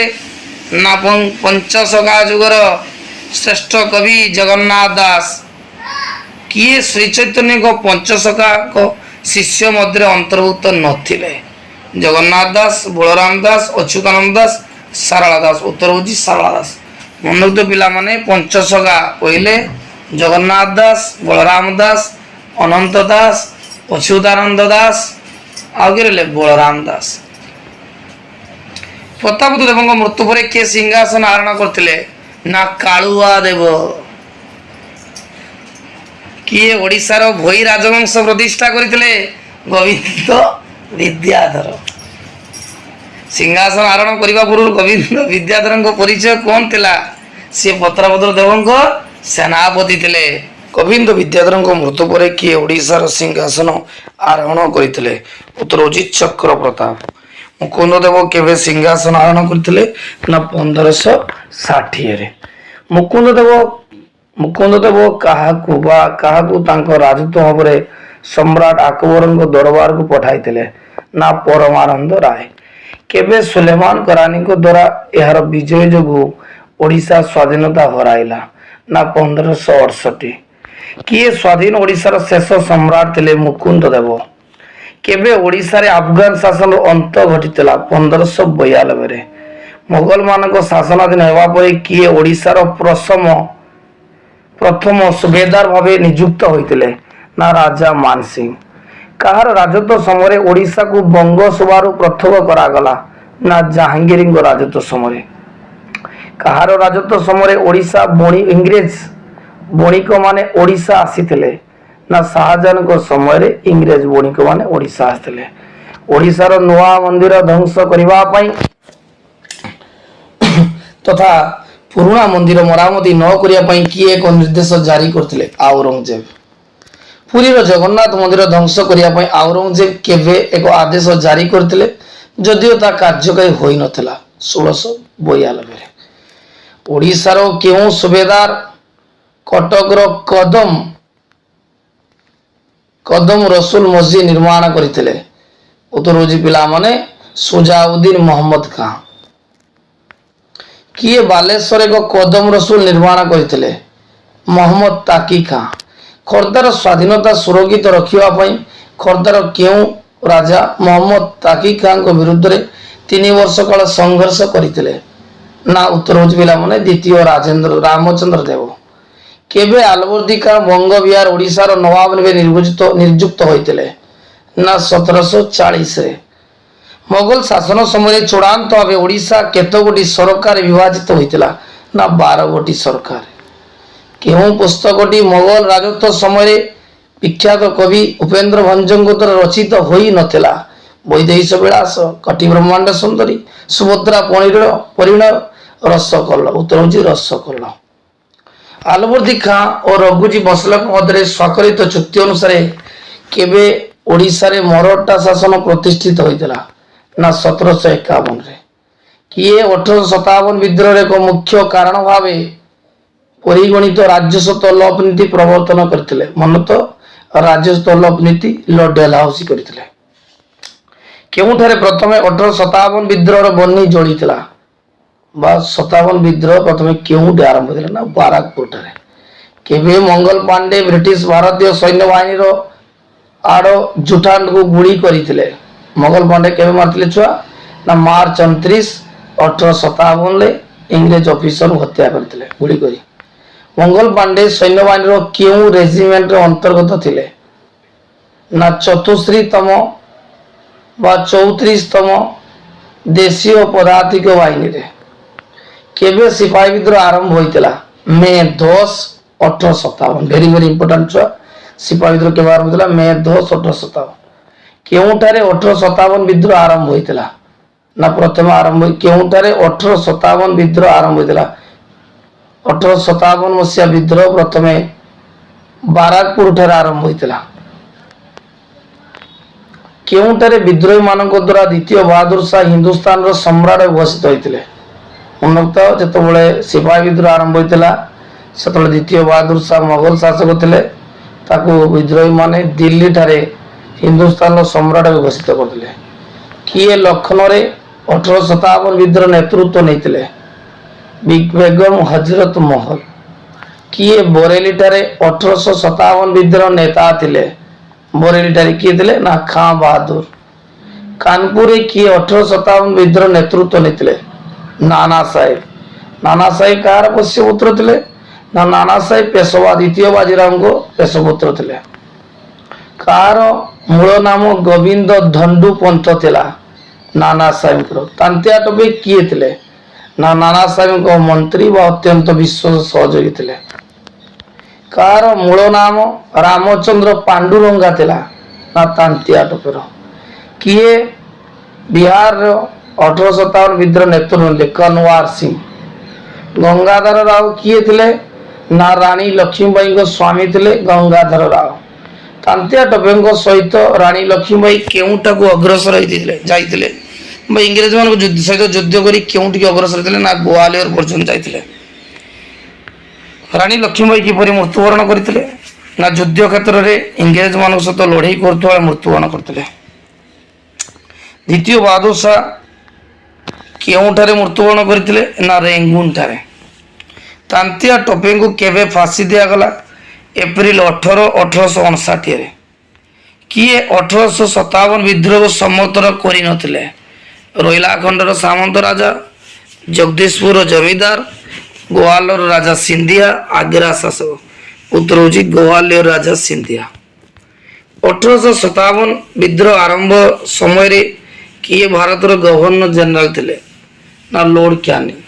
ଲର୍ଡ କ୍ୟାନିଂ ମଧ୍ୟ ଭାରତର ପ୍ରଥମ ଭାଇସରାୟ ହୋଇଥିଲେ। ବ୍ରିଟିଶ ସମ୍ରାଟଙ୍କ ଦ୍ୱାରା ଭାରତର ପ୍ରତ୍ୟକ୍ଷ ଶାସନ ପାଇଁ କେଉଁ ଆଇନର ବ୍ୟବସ୍ଥା କରାଯାଇଥିଲା? ନା 1858 ଭାରତ ଶାସନ ଆଇନ ହୋଇଥିଲା। କେଇଟି ହେଇଥିଲା ଛୁଆ? ନା ଆହ୍ଲାବାଦ ଠାରେ ରାଣୀ ଭିକ୍ଟୋରିଆ ଘୋଷଣାପତ୍ରକୁ 1858 ନଭେମ୍ବର 1 ତାରିଖରେ ଲର୍ଡ କ୍ୟାନିଂ ଭାରତର ପ୍ରଥମ ଭାଇସରାୟ ପାଠ କରିଥିଲେ। କିଏ ରାଣୀଙ୍କ ଘୋଷଣାପତ୍ର 1858 ପାଠ କରିଥିଲେ? Lord Canning. ଭାରତର ପ୍ରଥମ ଭାଇସରାୟ କିଏ? ନା ଲର୍ଡ କ୍ୟାନିଂ। କେବେ ଭାରତୀୟ ଜାତୀୟ କଂଗ୍ରେସ ଗଠିତ ହୋଇଥିଲା? ନା 1885 ଗଠିତ ହୋଇଥିଲା। କିଏ କରିଥିଲେ? ନା ଆଲାନ ଅକ୍ଟାଭିୟମ ହ୍ୟୁମ ଜଣେ ଇଂରେଜ ଅବସରପ୍ରାପ୍ତ କର୍ମଚାରୀ କରିଥିଲେ। କିଏ ଭାରତୀୟ ଜାତୀୟ କଂଗ୍ରେସର ପ୍ରଥମ ସମ୍ପାଦକ ଥିଲେ? ନା ଆଲାନ ଅକ୍ଟାଭିୟମ ହ୍ୟୁମ। ଜାତୀୟ କଂଗ୍ରେସ ପ୍ରତିଷ୍ଠିତ ହେବା ସମୟରେ କିଏ ଭାରତର ଗଭର୍ଣ୍ଣର ବା ଜେନେରାଲ ଥିଲେ? ମନେ ରଖିଥିବ ପିଲାମାନେ, ଏଇଟା ସବୁବେଳେ ଆସେ ଯେ ଜାତୀୟ କଂଗ୍ରେସ ଯେତେବେଳେ ଗଠନ ହୋଇଥିଲା ସେତେବେଳେ ବ୍ରିଟିଶ ଗଭର୍ଣ୍ଣର ବା ଜେନେରାଲ ଥିଲେ ଲର୍ଡ ରଫରିନ୍। କେଉଁଠାରେ ଭାରତୀୟ ଜାତୀୟ କଂଗ୍ରେସର ପ୍ରଥମ ଅଧିବେଶନ ଅନୁଷ୍ଠିତ ହୋଇଥିଲା? ନା ବମ୍ବେ ଠାରେ। କିଏ ଭାରତୀୟ ଜାତୀୟ କଂଗ୍ରେସର ପ୍ରଥମ ଅଧିବେଶନର ସଭାପତି ଥିଲେ? ନା ଉମେଶ ଚନ୍ଦ୍ର ବାନାର୍ଜୀ। କିଏ ଭାରତୀୟ ଜାତୀୟ କଂଗ୍ରେସର ନରମପନ୍ଥୀ ନେତା ନଥିଲେ? ଫିରୋଜ ଶାହ ମେହେଟ୍ଟା, ସୁରେନ୍ଦ୍ରନାଥ ବାନାର୍ଜୀ, ଗୋପାଳ କୃଷ୍ଣ ଗୋଖଲେ। ଏ ତିନି ଜଣ ନରମପନ୍ଥୀ ନେତା ଥିଲେ। ନଥିଲେ କିଏ? ଅରବିନ୍ଦ ଘୋଷ। କେବେ ବଙ୍ଗ ବିଭାଜନ ସଂଗଠିତ ହୋଇଥିଲା? ନା ବଙ୍ଗ ବିଭାଜନ 1905 ମସିହାରେ ସଂଗଠିତ ହୋଇଥିଲା। କିଏ ପିଲାମାନେ ଦେଖ, କିଏ ବଙ୍ଗ ବିଭାଜନ କରିଥିଲେ? ନା ବୋଲାର୍ଡ ଲର୍ଡ କର୍ଜନ କରିଥିଲେ। କେବେ ବଙ୍ଗ ବିଭାଜନ ରଦ୍ଦ କରାଗଲା? ପରୀକ୍ଷାରେ ସବୁବେଳେ ଆସେ। ଲର୍ଡ 1905 ରେ ବଙ୍ଗ ବିଭାଜନ ହେଇଥିଲା। କିଏ କରିଥିଲେ? ଲର୍ଡ କର୍ଜନ। କେବେ ବନ୍ଦ ହେଲା? 1911। କିଏ ବଙ୍ଗ ବିଭାଜନ ରଦ୍ଦ ଘୋଷଣା କରିଥିଲେ? ନା ସମ୍ରାଟ ପଞ୍ଚମ ଜର୍ଜ। ବଙ୍ଗ ବିଭାଜନ ରଦ୍ଦ ହେବା ସମୟରେ କିଏ ଭାରତର ଭାଇସରାୟ ଥିଲେ? ନା ଦ୍ୱିତୀୟ ଲର୍ଡ ହାରିଜ। କେବେ ଭାରତର ରାଜଧାନୀ କଲିକତାରୁ ଦିଲ୍ଲୀକୁ ସ୍ଥାନାନ୍ତରିତ ଥିଲା? ଏଇଟା ବହୁତ ଇମ୍ପୋର୍ଟାଣ୍ଟ ପିଲା। କେବେ? ନା 1911ରେ। କିଏ କହିଥିଲେ ସ୍ୱରାଜ ମୋର ଜନ୍ମଗତ ଅଧିକାର, ମୁଁ ତାକୁ ହାସଲ କରିବି? ନା ଚରମପନ୍ଥୀ ନେତା ବାଲ ଗଙ୍ଗାଧର ତିଲକ କହିଥିଲେ। କେବେ ସ୍ୱଦେଶୀ ଆନ୍ଦୋଳନ ଆରମ୍ଭ ହୋଇଥିଲା? ନା 1905ରେ ସ୍ୱଦେଶୀ ଆନ୍ଦୋଳନ ଆରମ୍ଭ ହୋଇଥିଲା। କିଏ ସ୍ୱଦେଶୀ ଆନ୍ଦୋଳନ ସହିତ ସମ୍ପୃକ୍ତ ନଥିଲେ? ଗୋପାଳ କୃଷ୍ଣ ଗୋଖଲେ, ଅରବିନ୍ଦ ଘୋଷ, ରବୀନ୍ଦ୍ରନାଥ ଟାଗୋର, ମହାତ୍ମା ଗାନ୍ଧୀ। ନା ମହାତ୍ମା ଗାନ୍ଧୀ ନଥିଲେ। କିଏ ବନ୍ଦେ ମାତରମର ସମ୍ପାଦକ ଥିଲେ? ବାଲ ଗଙ୍ଗାଧର ତିଲକ, ରବୀନ୍ଦ୍ରନାଥ ଟାଗୋର, ବଙ୍କିମଚନ୍ଦ୍ର ଚାଟାର୍ଜୀ, ଅରବିନ୍ଦ ଘୋଷ। ଉତ୍ତର ହେଉଛି ଅରବିନ୍ଦ ଘୋଷ। କିଏ ସାପ୍ତାହିକ ପତ୍ରିକା କେଶରୀର ସମ୍ପାଦନା କରିଥିଲେ? କେଶରୀ ପତ୍ରିକା ସମ୍ପାଦନା କରିଥିଲେ ବାଲ ଗଙ୍ଗାଧର ତିଲକ। କିଏ ସ୍ୱଦେଶୀ ଆନ୍ଦୋଳନ ସମୟରେ ରକ୍ଷାବନ୍ଧନ ପାଳନ କରିବାକୁ ଆହ୍ୱାନ ଦେଇଥିଲେ? ବହୁତ ଇମ୍ପୋର୍ଟାଣ୍ଟ କ୍ୱେଶ୍ଚନ ଛୁଆ। ଯେ ରକ୍ଷାବନ୍ଧନ ପାଳନ କରିବାକୁ କିଏ ଆହ୍ୱାନ ଥିଲେ? ନା ରବୀନ୍ଦ୍ରନାଥ ଠାକୁର। ଭାରତୀୟ ଜାତୀୟ କଂଗ୍ରେସର କେଉଁ ଅଧିବେଶନ ସ୍ୱଦେଶୀ ଆନ୍ଦୋଳନକୁ ସମର୍ଥନ କରି ପ୍ରସ୍ତାବ ଗ୍ରହଣ କରିଥିଲା? ନା ବନାରସ। ସ୍ୱଦେଶୀ ଆନ୍ଦୋଳନକୁ ସମର୍ଥନ କରି ପ୍ରସ୍ତାବ ଗୃହୀତ ହେବା ସମୟରେ କିଏ ଭାରତୀୟ ଜାତୀୟ କଂଗ୍ରେସର ସଭାପତି ଥିଲେ? ମନେ ରଖିଥିବ ଯେ ଯେତେବେଳେ ସ୍ୱଦେଶୀ ଆନ୍ଦୋଳନକୁ ସମର୍ଥନ କରି ପ୍ରସ୍ତାବ ଗୃହୀତ ହୋଇଥିଲା ସେତେବେଳେ ଜାତୀୟ କଂଗ୍ରେସ ସଭାପତି ଥିଲେ ଗୋପାଳ କୃଷ୍ଣ ଗୋଖଲେ। କିଏ ମହାରାଷ୍ଟ୍ରରେ ଗଣପତି ଉତ୍ସବ ଆରମ୍ଭ କରିଥିଲେ? ପିଲାମାନଙ୍କ ଉତ୍ତର ହେଉଛି ବାଲ ଗଙ୍ଗାଧର ତିଲକ। କେବେ ସର୍ବଭାରତୀୟ ମୁସଲିମ ଲିଗ ପ୍ରତିଷ୍ଠିତ ହୋଇଥିଲା? ନା 1906ରେ ହୋଇଥିଲା। କେଉଁଠାରେ ସର୍ବଭାରତୀୟ ମୁସଲିମ ଲିଗ ଗଠିତ ହୋଇଥିଲା? ନା ଢାକା ଠାରେ ହୋଇଥିଲା। କିଏ ସର୍ବଭାରତୀୟ ମୁସଲିମ ଲିଗର ପ୍ରଥମ ସଭାପତି ଥିଲେ? ନବାବ ୱାକର ଉଲ ମୁଲକ। ମନୁକ୍ତ ସର୍ବଭାରତୀୟ ମୁସଲିମ ଲିଗର ପ୍ରଥମ ସଭାପତି ଥିଲେ ନବାବ ୱାକର ଉଲ ମୁଲକ। କେବେ ଭାରତୀୟ ଜାତୀୟ କଂଗ୍ରେସର ଚରମପନ୍ଥୀ ନରମପନ୍ଥୀ ଦଳ ବିଭାଜିତ ହୋଇଥିଲା? ନା 1907ରେ ନରମପନ୍ଥୀ ଆଉ ଚରମପନ୍ଥୀ ଦଳରେ ଜାତୀୟ କଂଗ୍ରେସ ବିଭକ୍ତ ହୋଇଥିଲା।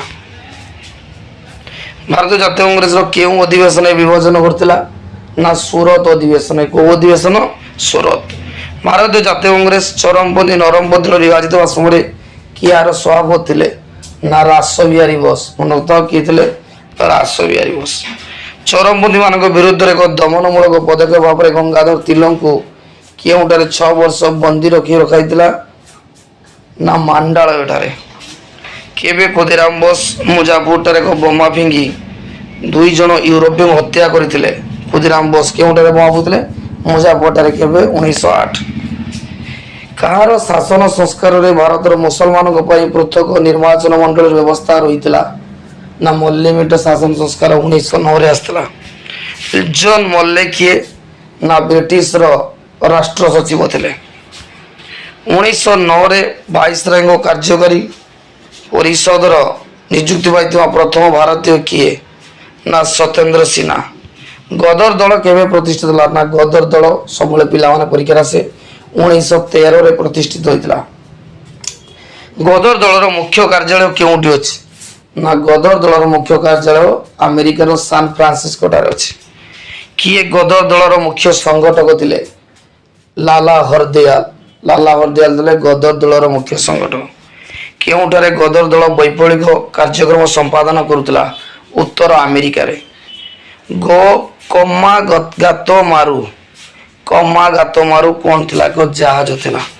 କେଉଁଠାରେ ବାଲ ଗଙ୍ଗାଧର ତିଲକ ତାଙ୍କ ହୋମ ଲିଗ ସଂଗଠିତ କରିଥିଲେ? ପୁନାଠାରେ। ଆନି ବେସାଦ କେଉଁଠାରେ ତାଙ୍କ ହୋମ ରୁଲ ଲିଗ ସ୍ଥାପନ କରିଥିଲେ? ମାଡ୍ରାସଠାରେ। ଭାରତ ସେବକ ସମାଜର ପ୍ରତିଷ୍ଠାତା କିଏ? ଭାରତ ସେବକ ସମାଜ ପ୍ରତିଷ୍ଠାତା ଗୋପାଳ କୃଷ୍ଣ ଗୋଖଲେ। କେବେ ଚରମପନ୍ଥୀ ଓ ନରମପନ୍ଥୀ ମାନେ ଭାରତୀୟ ଜାତୀୟ କଂଗ୍ରେସର ପୁନଃ ଏକତ୍ରୀକରଣ କରିଥିଲେ? ନା 1916। ଭାରତୀୟ ଜାତୀୟ କଂଗ୍ରେସର କେଉଁ ଅଧିବେଶନରେ ନରମପନ୍ଥୀ ଓ ଚରମପନ୍ଥୀ ମାନେ ପୁନଃ ଏକତ୍ର ହୋଇଥିଲେ? ଲକ୍ଷ୍ନୌଠାରେ। ଚରମପନ୍ଥୀ ନରମପନ୍ଥୀ ମାନେ ପୁନଃ ଏକତ୍ର ହେବା ସମୟରେ କିଏ ଭାରତୀୟ ଜାତୀୟ କଂଗ୍ରେସ ସଭାପତି ଥିଲେ? ଅମ୍ବିକା ଚରଣ ମଜୁମଦାର। କିଏ 1916ରେ ଲକ୍ଷ୍ନୌ ଚୁକ୍ତି ସ୍ୱାକ୍ଷର କରିଥିଲେ? ଯେ ଜାତୀୟ କଂଗ୍ରେସ ଆଉ ମୁସଲିମ ଲିଗ 1916ରେ ଲକ୍ଷ୍ନୌ ଚୁକ୍ତି ସ୍ୱାକ୍ଷର କରିଥିଲେ। ମଣ୍ଟେସ୍କ୍ୟୁ ଚେମସ୍ଫୋର୍ଡ ସଂସ୍କାର ଭିତରେ ଗୃହୀତ ହୋଇଥିବା ଆଇନର ନାଁ କଣ? ନା ଭାରତ ଶାସନ ଆଇନ। କେଉଁ ଘଟଣାଟି ଗାନ୍ଧିଜୀଙ୍କର ପ୍ରଥମ ଆଇନ ମାନ ଆନ୍ଦୋଳନ ଭାବେ ବିଚାର କରାଯାଏ? ନା ଚମ୍ପାରଣ ଆନ୍ଦୋଳନ ବିହାରର ଯୋଉ ମୋତିହାର ଠାରେ ହୋଇଥିଲା।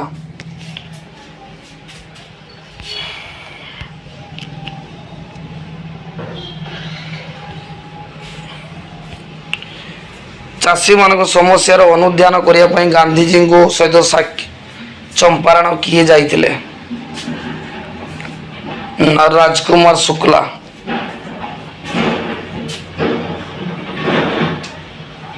କିଏ ଖେଡ଼ା ଚାଷୀ ଆନ୍ଦୋଳନ ସଂଗଠିତ ହେଲା? କେବେ? ନା 1918। କିଏ ଖେଡ଼ା ଆନ୍ଦୋଳନ ସଉତାରେ ପ୍ରଭାବିତ ହୋଇ ଗାନ୍ଧିଜୀ ଅନୁଗାମୀ ହୋଇଥିଲେ? ନା ସର୍ଦ୍ଦାର ବଲ୍ଲଭଭାଇ ପଟେଲ। କେଉଁଠାରେ ଗାନ୍ଧୀ ଦାବି ପୂରଣ ପାଇଁ ଏକ ପଦ୍ଧତି ଭାବରେ ସତ୍ୟାଗ୍ରହର ପ୍ରୟୋଗ ଆରମ୍ଭ କରିଥିଲେ? ଖେଡ଼ାଠାରେ।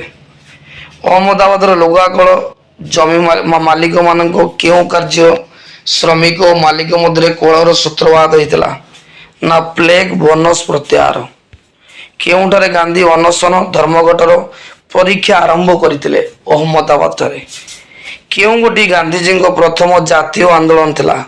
ନା ରାଓଲାତ ଆଇନ ବିରୋଧୀ ଆନ୍ଦୋଳନ। କେବେ? ରାଓଲାତ ଆଇନ ବିରୁଦ୍ଧରେ ଦେଶବ୍ୟାପୀ ହରତାଳ ପାଳନ କରାଯାଇଥିଲା ଏପ୍ରିଲ 6, 1919ରେ।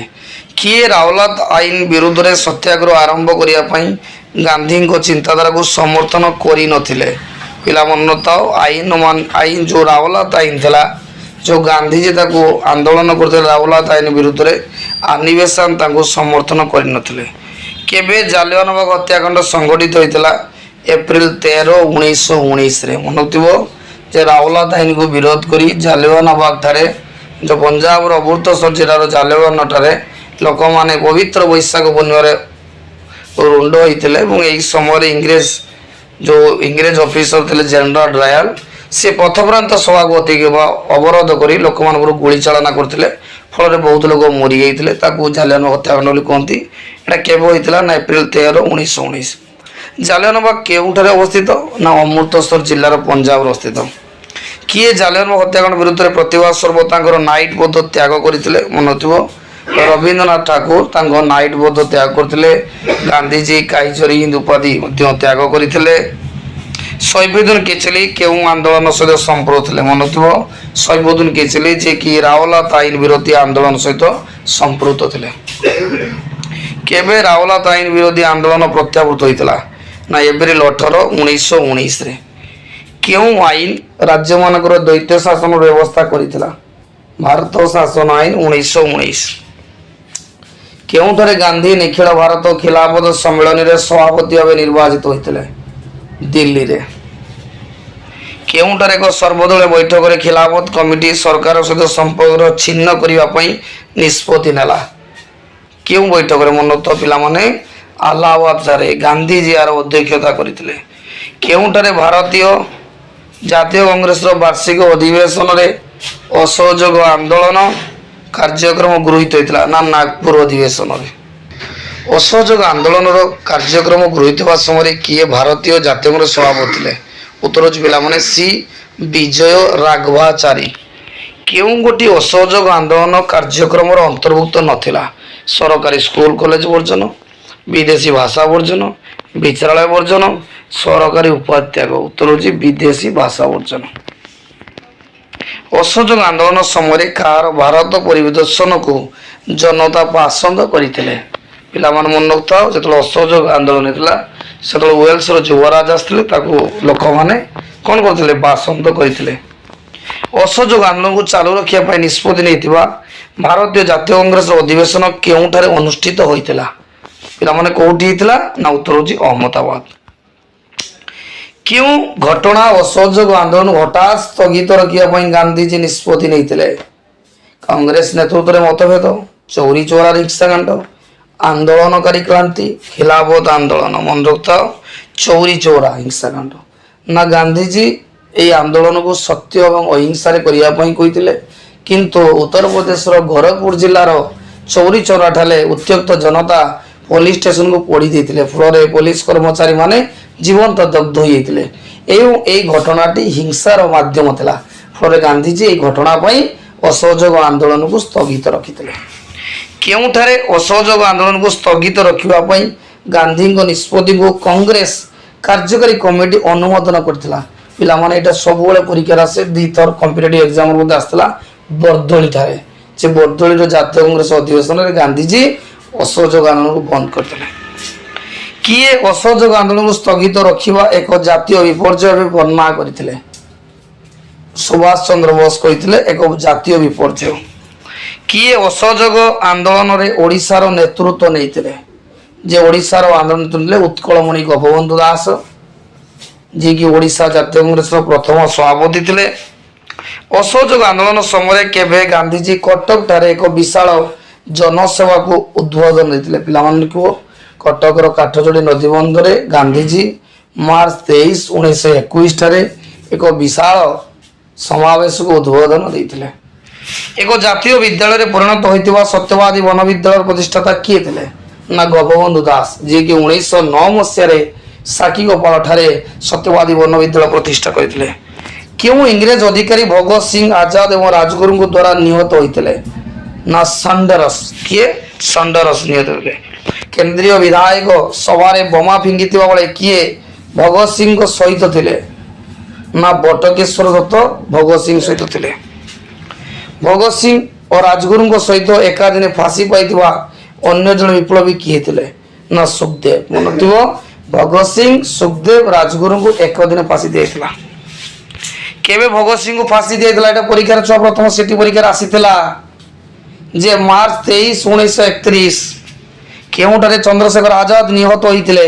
ଆହ୍ଲାବାଦ ଠାରେ ଚନ୍ଦ୍ରଶେଖର ଆଜାଦ ନିହତ ହୋଇଥିଲେ। କିଏ ଏକ ସାମୟିକ ବୈପ୍ଳବିକ ସରକାର ଘୋଷଣା କରିଥିଲେ? ମନେ ରଖିଥିବ, ବଙ୍ଗଳାର ଉଦ୍ୟମାନ ଯୁବକ ସୂର୍ଯ୍ୟ ସେନ। ଦିଲ୍ଲୀ ନିକଟରେ ଭାଇସରୟ ଇରୱିନଙ୍କ ରେଳଗାଡ଼ି ଉଡ଼ାଇ ଦେବା ପାଇଁ ଉଦ୍ୟମରେ କିଏ ଜଡ଼ିତ ଥିଲେ? ନା ଚନ୍ଦ୍ରଶେଖର ଆଜାଦ ଥିଲେ। ସାଇମନ କମିଶନ କେବେ ନିଯୁକ୍ତ ହୋଇଥିଲା? ନଭେମ୍ବର 8, 1927। ସାଇମନ କମିଶନ କାହିଁକି ନିଯୁକ୍ତି ହୋଇଥିଲା?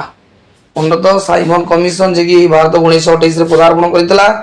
ଭାରତରେ ଅଧିକ ସାମ୍ବିଧାନିକ ସଂସ୍କାରର ପ୍ରସ୍ତାବ ଦେବା ପାଇଁ ସାଇମନ କମିଶନ ଗଠିତ ହୋଇଥିଲା।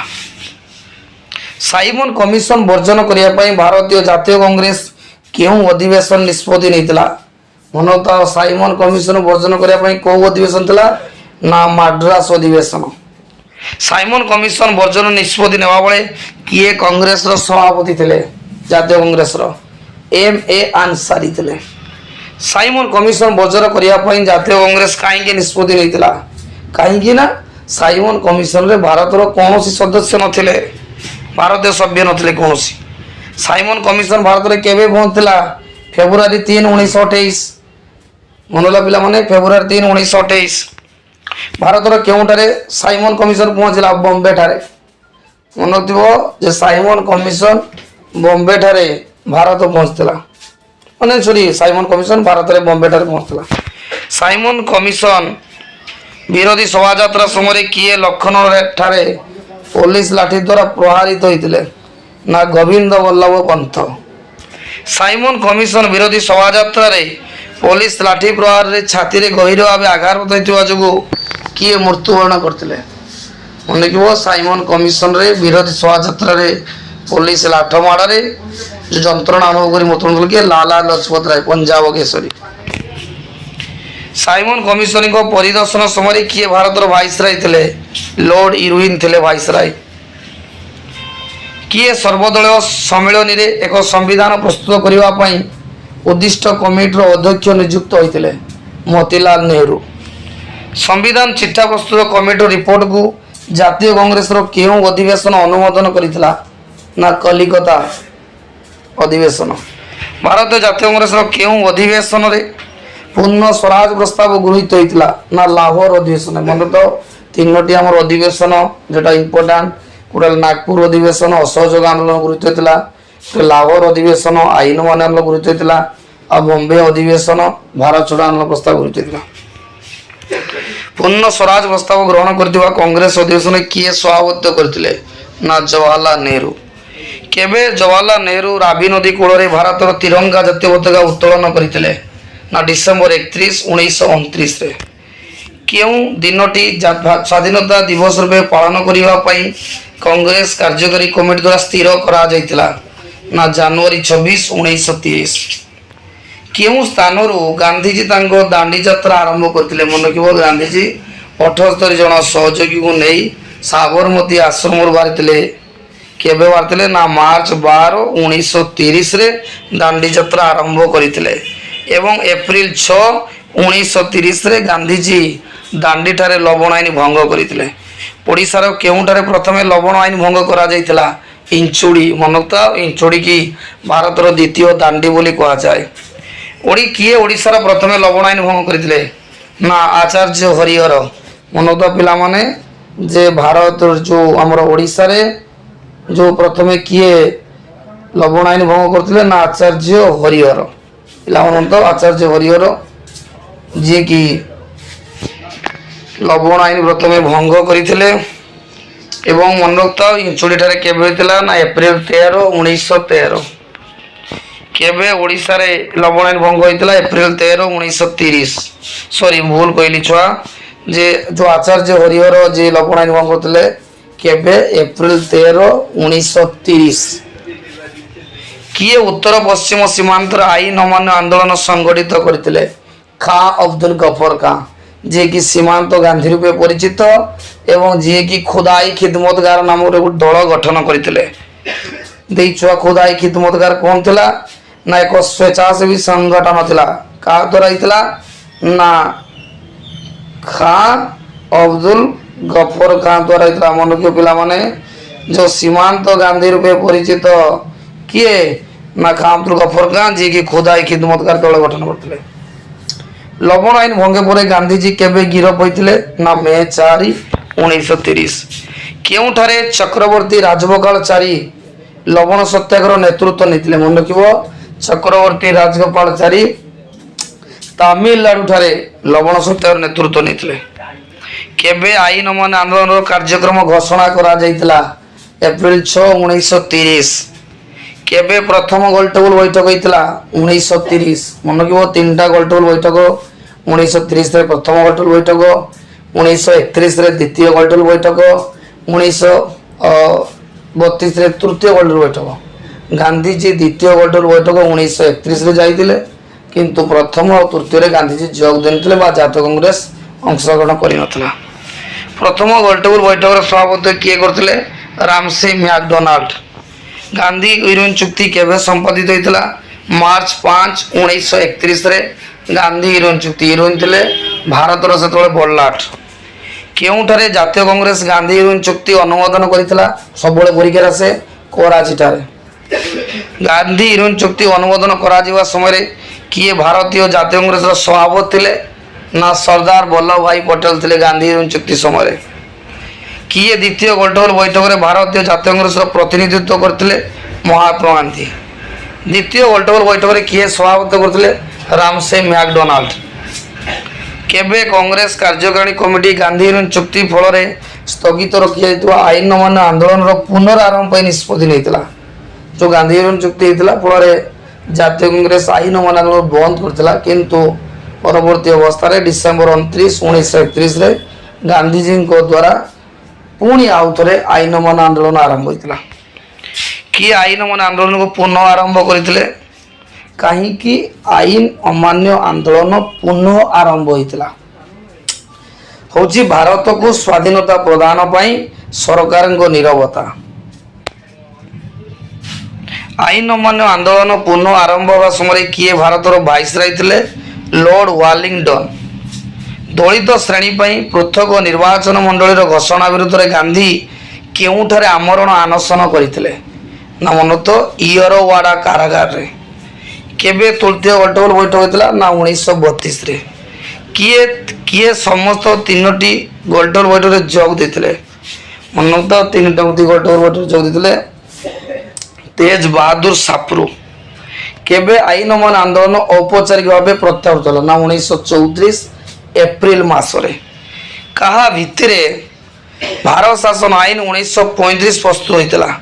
ନା ସାଇମନ କମିଶନଙ୍କ ସୁପାରିଶ କ୍ରମେ 1935ରେ ଭାରତ ଶାସନ ଆଇନ ପୁନଃ ତିଆରି ହୋଇଥିଲା। କେବେ ଭାରତ ଶାସନ ଆଇନ 1935 ଅନୁଯାୟୀ ନିର୍ବାଚନ ଅନୁଷ୍ଠିତ ହୋଇଥିଲା? ନା 1937ରେ। ଭାରତ ଶାସନ ଆଇନ 1935 ଅନୁଯାୟୀ ନିର୍ବାଚନ ଅନୁଷ୍ଠିତ ହେବା ସମୟରେ କିଏ ଭାରତୀୟ ଜାତୀୟ କଂଗ୍ରେସ ସଭାପତି ଥିଲେ? ଜବାହରଲାଲ ନେହେରୁ ଥିଲେ। 1940 ଅଗଷ୍ଟ 8ରେ ସରକାରଙ୍କ ଦ୍ୱାରା ଘୋଷିତ ଅଗଷ୍ଟ ଦାନ କେଉଁ ଗୋଟି ଅନ୍ତର୍ଭୁକ୍ତ ନଥିଲା? ମନୋକ୍ତ ଅଗଷ୍ଟ ଦାନ ହୋଇଥିଲା 1940 ଅଗଷ୍ଟ 8ରେ। ବ୍ରିଟିଶ ପାର୍ଲାମେଣ୍ଟ ଠାରୁ ଭାରତୀୟ ବିଧେୟକ ସଭା ଗୁଡ଼ିକ ଘନତା ହସ୍ତାନ୍ତର, ଏଇଟା ଅନ୍ତର୍ଭୁକ୍ତ ନଥିଲା, ଆଉ ସବୁ ଅନ୍ତର୍ଭୁକ୍ତ ଥିଲା। ଗାନ୍ଧୀଜୀଙ୍କ ଆହ୍ୱାନରେ ବ୍ୟକ୍ତିଗତ ସତ୍ୟାଗ୍ରହ କେବେ ହୋଇଥିଲା? ନା ଅକ୍ଟୋବର 17, 1940। ଗାନ୍ଧୀଜୀଙ୍କ ବ୍ୟକ୍ତିଗତ ସତ୍ୟାଗ୍ରହ ଆହ୍ୱାନ ପରେ କିଏ ପ୍ରଥମେ ସତ୍ୟାଗ୍ରହ ହୋଇଥିଲେ? ନା ବିନୋବା ଭାବେ। ଗାନ୍ଧୀଙ୍କ ବ୍ୟକ୍ତିଗତ ସତ୍ୟାଗ୍ରହ ଆହ୍ୱାନ ପରେ କିଏ ପ୍ରଥମେ ସତ୍ୟାଗ୍ରହ? ନା ବିନୋବା ହୋଇଥିଲେ। ଇଂଲଣ୍ଡର କେଉଁ ପ୍ରଧାନମନ୍ତ୍ରୀ ଭାରତକୁ କ୍ରିପ୍ସ ମିଶନ ପଠାଇଥିଲେ? ଏଇ ଛୁଆ ବହୁତ ଗୋଟେ ଇମ୍ପୋର୍ଟାଣ୍ଟ, ୱିନଷ୍ଟନ ଚର୍ଚ୍ଚିଲ। କେବେ କ୍ରିପ୍ସ ମିଶନ ଭାରତକୁ ଆସିଥିଲା? 1942ରେ ଆସିଥିଲା ଭାରତକୁ। କେଉଁଠାରେ କଂଗ୍ରେସ କାର୍ଯ୍ୟକାରିଣୀ କମିଟି ଭାରତ ଛାଡ଼ ପ୍ରସ୍ତାବକୁ ଗ୍ରହଣ କରିଥିଲା? ୱାର୍ଦ୍ଧାଠାରେ। କେଉଁଠାରେ ଜାତୀୟ କଂଗ୍ରେସର ସାଧାରଣ ଅଧିବେଶନ ଭାରତ ଛାଡ଼ ପ୍ରସ୍ତାବ ଗୃହୀତ? ମନେଥିବ 1942 ଅଗଷ୍ଟ 8ରେ ବମ୍ବେ ଅଧିବେଶନ ରହିଥିଲା। କିଏ ଜାତୀୟ କଂଗ୍ରେସ ସାଧାରଣ ଅଧିବେଶନରେ ଭାରତ ଛାଡ଼ ଆନ୍ଦୋଳନ ପ୍ରସ୍ତାବ ଆଗତ କରିଥିଲେ? ମନେ ରଖିବ, ଜବାହରଲାଲ ନେହେରୁ ପ୍ରସ୍ତାବ ଆଗତ କରିଥିଲେ, ସର୍ଦ୍ଦାର ବଲ୍ଲଭ ଭାଇ ପ୍ରସ୍ତାବ ସମର୍ଥନ କରିଥିଲେ ଏବଂ ସଭାପତିତ୍ୱ କରୁଥିଲେ ଚନ୍ଦ୍ରଶେଖର ଆଜାଦ। କେବେ ସର୍ବଭାରତୀୟ କମିଟି ଦ୍ୱାରା ଭାରତ ଛାଡ଼ ଆନ୍ଦୋଳନ ପ୍ରସ୍ତାବ ଗୃହୀତ ହୋଇଥିଲା ନା ଅଗଷ୍ଟ 8 1942। କଂଗ୍ରେସ ଦ୍ୱାରା ଭାରତ ଛାଡ଼ ଆନ୍ଦୋଳନ ପ୍ରସ୍ତାବ ଗୃହୀତ ହେବା ପରଦିନ ଗାନ୍ଧୀଙ୍କୁ ଗିରଫ କରାଯାଇ କେଉଁଠାରେ ବନ୍ଦୀ କରି ରଖାଯାଇଥିଲା? ସବୁବେଳେ ପରୀକ୍ଷାରେ ଛୁଆ ଆସେ ଯେ ଭାରତ ଛାଡ଼ ଆନ୍ଦୋଳନ ପରେ ଯେଉଁ ପ୍ରସ୍ତାବ ଗୃହୀତ ହେଲା, ଯେଉଁ ଆନ୍ଦୋଳନ ଆରମ୍ଭ ହେଇଗଲା, ଗାନ୍ଧୀଜୀକୁ ଇଂରେଜମାନେ ଗିରଫ କରି ଆଗା ଘାଟରେ କ'ଣ ରହୁଥିଲେ ନା ପ୍ରାସାଦରେ ବନ୍ଦୀ କରି ରଖୁଥିଲେ। ଓଡ଼ିଶାର କେଉଁଠାରେ ଭାରତ ଛାଡ଼ ଆନ୍ଦୋଳନ ସମୟରେ ସାଧାରଣ ଜନତା ଉପରେ ଗୁଳି ବର୍ଷଣ ହେଇଥିଲା? ଇରମ, ମନେ ରଖିଥିବ 1942 ମସିହା ସେପ୍ଟେମ୍ବର 28 ତାରିଖରେ ବାସୁଦେବପୁର ଇରମ ମେଲଣ ପଡ଼ିଆରେ ଲୋକମାନେ କର ନ ଦେବା ପାଇଁ ପ୍ରତିଜ୍ଞାସୁଧ ଭାବରେ ବସିଥିଲେ ଏବଂ ସେହି ସମୟରେ ଇଂରେଜ ଅଫିସର ମନଛଡ଼ା ଗୁଳି ଚାଳନା କଲେ, ଫଳରେ ବହୁତ ଲୋକ ମରିଗଲେ। ଏହାକୁ ଓଡ଼ିଶାର ରକ୍ତତୀର୍ଥ କୁହାଯାଏ ଏବଂ ଏହାକୁ ଦ୍ୱିତୀୟ ଜାଲିଆନାୱାଲା ହତ୍ୟାକାଣ୍ଡ କୁହାଯାଏ। ଭାରତ ଛାଡ଼ ଆନ୍ଦୋଳନ ସମୟରେ ଲକ୍ଷ୍ମଣ ନାୟକଙ୍କୁ କେବେ ଫାଶୀ ଦିଆଯାଇଥିଲା? ମାର୍ଚ୍ଚ 29, 1943ରେ। କେବେ ସୁଭାଷ ବୋଷ ଭାରତୀୟ ଜାତୀୟ କଂଗ୍ରେସର ଯୋଗ ଦେଇଥିଲେ? 1923ରେ ଯୋଗ ଦେଇଥିଲେ। ଭାରତୀୟ ଜାତୀୟ କଂଗ୍ରେସର କେଉଁ ଅଧିବେଶନରେ ସୁଭାଷ ବୋଷ ପ୍ରଥମ ଥର ସଭାପତି ଭାବେ ନିର୍ବାଚିତ ହେଲେ? ନା ହରିପୁରା ଅଧିବେଶନରେ ସୁଭାଷ ବୋଷ ପ୍ରଥମ ଥର ସଭାପତି ହୋଇଥିଲେ। କେବେ ଗାନ୍ଧୀଙ୍କ ବିରୋଧ ସତ୍ତ୍ୱେ ସୁଭାଷ ବୋଷ ଦ୍ୱିତୀୟ ଥର ଜାତୀୟ କଂଗ୍ରେସର ସଭାପତି ଭାବେ ନିର୍ବାଚିତ ହୋଇଥିଲେ? ନା 1939ରେ। କେବେ ସୁଭାଷ ବୋଷ ଫରୱାର୍ଡ ବ୍ଲକ ନାମକ ନୂତନ ରାଜନୈତିକ ଦଳ ଗଠନ କରିଥିଲେ? ନା 1939ରେ କରିଥିଲେ। କେବେ ସୁଭାଷ ବୋଷ ଛଦ୍ମବେଶରେ ଭାରତ ଛାଡ଼ିଥିଲେ? 1941ରେ ଭାରତ ଛାଡ଼ିଥିଲେ। ଭାରତ ଛାଡ଼ିବା ପରେ ସୁଭାଷ ବୋଷ ପ୍ରଥମେ କେଉଁ ଦେଶରେ ପହଞ୍ଚିଥିଲେ? ପିଲାଙ୍କ ଉତ୍ତର ହେଉଛି ଜର୍ମାନୀରେ ପହଞ୍ଚିଥିଲେ। କେଉଁଠାରେ ସୁଭାଷ ବୋଷ ସ୍ୱାଧୀନ ଭାରତ ସୈନ୍ୟବାହିନୀ ଗଠନ କରିଥିଲେ? ନା ବର୍ଲିନ ଠାରେ ଗଠନ କରିଥିଲେ। ସ୍ୱାଧୀନ ଭାରତ ସୈନ୍ୟବାହିନୀଙ୍କ ଦ୍ୱାରା କେଉଁ ଗୋଟି ଅଭିବାଦନ ସୂଚକ ସ୍ଲୋଗାନ ଥିଲା? ମନେ ରଖିବ, ଯେଉଁ ଭାରତ ସ୍ୱାଧୀନ ଭାରତ ସୈନ୍ୟବାହିନୀରେ ସୈନ୍ୟମାନଙ୍କ ଦ୍ୱାରା ଯେଉଁ ସ୍ଲୋଗାନ ଥିଲା ଜୟ ହିନ୍ଦ। କେଉଁଠାରେ ସୁଭାଷ ବୋଷ ଆଜାଦ ହିନ୍ଦ ରେଡ଼ିଓ ପ୍ରତିଷ୍ଠା କରିଥିଲେ? ବର୍ଲିନ ଠାରେ। କେଉଁଠାରେ ଭାରତୀୟ ସ୍ୱାଧୀନତା ସଂଘ ଗଠିତ ହୋଇଥିଲା? ଟୋକିଓ ଠାରେ। କିଏ ଆଜାଦ ହିନ୍ଦ ଫୌଜର ପ୍ରତିଷ୍ଠା ଥିଲେ? ରାସବିହାରୀ ବୋଷ। ପୁରାତନ ପ୍ରସ୍ତର ଯୁଗ ଅନ୍ୟତା କେଉଁ ନାମରେ ପରିଚିତ? ନା ପାଲିଓଲିଥିକ ଯୁଗ ନାମରେ ପରିଚିତ। ମନେ ରଖିଥାଅ, ପ୍ରସ୍ତର ଯୁଗ ତିନି ଭାଗରେ ବିଭକ୍ତ: ପୁରାତନ ପ୍ରସ୍ତର ଯୁଗ, ମଧ୍ୟ ପ୍ରସ୍ତର ଯୁଗ, ନୂତନ ପ୍ରସ୍ତର ଯୁଗ। ତିନୋଟା କେଉଁ ନାମ ପରିଚିତ? ନା ପାଲିଓଲିଥିକ ଯୁଗ। ପୁରାତନ ପ୍ରସ୍ତର ଯୁଗର ମନୁଷ୍ୟ କେଉଁଠାରେ ବାସ କରୁଥିଲା? ନା ଗୁମ୍ଫାରେ। କେଉଁ ଗୋଟି ପୁରାତନ ପ୍ରସ୍ତର ଯୁଗର ମନୁଷ୍ୟ ପ୍ରଧାନ ଜୀବିକା ଥିଲା? ମନ୍ତବ୍ୟ, ପୁରାତନ ପ୍ରସ୍ତର ଯୁଗର ଲୋକଙ୍କ ଜୀବିକା ଥିଲା ପଶୁ ଶିକାର, ଖାଦ୍ୟ ସଂଗ୍ରହ। ପୁରାତନ ପ୍ରସ୍ତର ଯୁଗରେ କେଉଁଥିରେ ଛୁଞ୍ଚି ପ୍ରସ୍ତୁତ ହେଉଥିଲା? ନା ହାଡ଼ରେ ଛୁଞ୍ଚି ପ୍ରସ୍ତୁତ ହେଉଥିଲା। କେଉଁ ଗୋଟି ପୁରାତନ ପ୍ରସ୍ତର ଯୁଗରେ ମନୁଷ୍ୟକୁ ଜଣା ନଥିଲା ମାଟି ପାତ୍ର ନିର୍ମାଣ?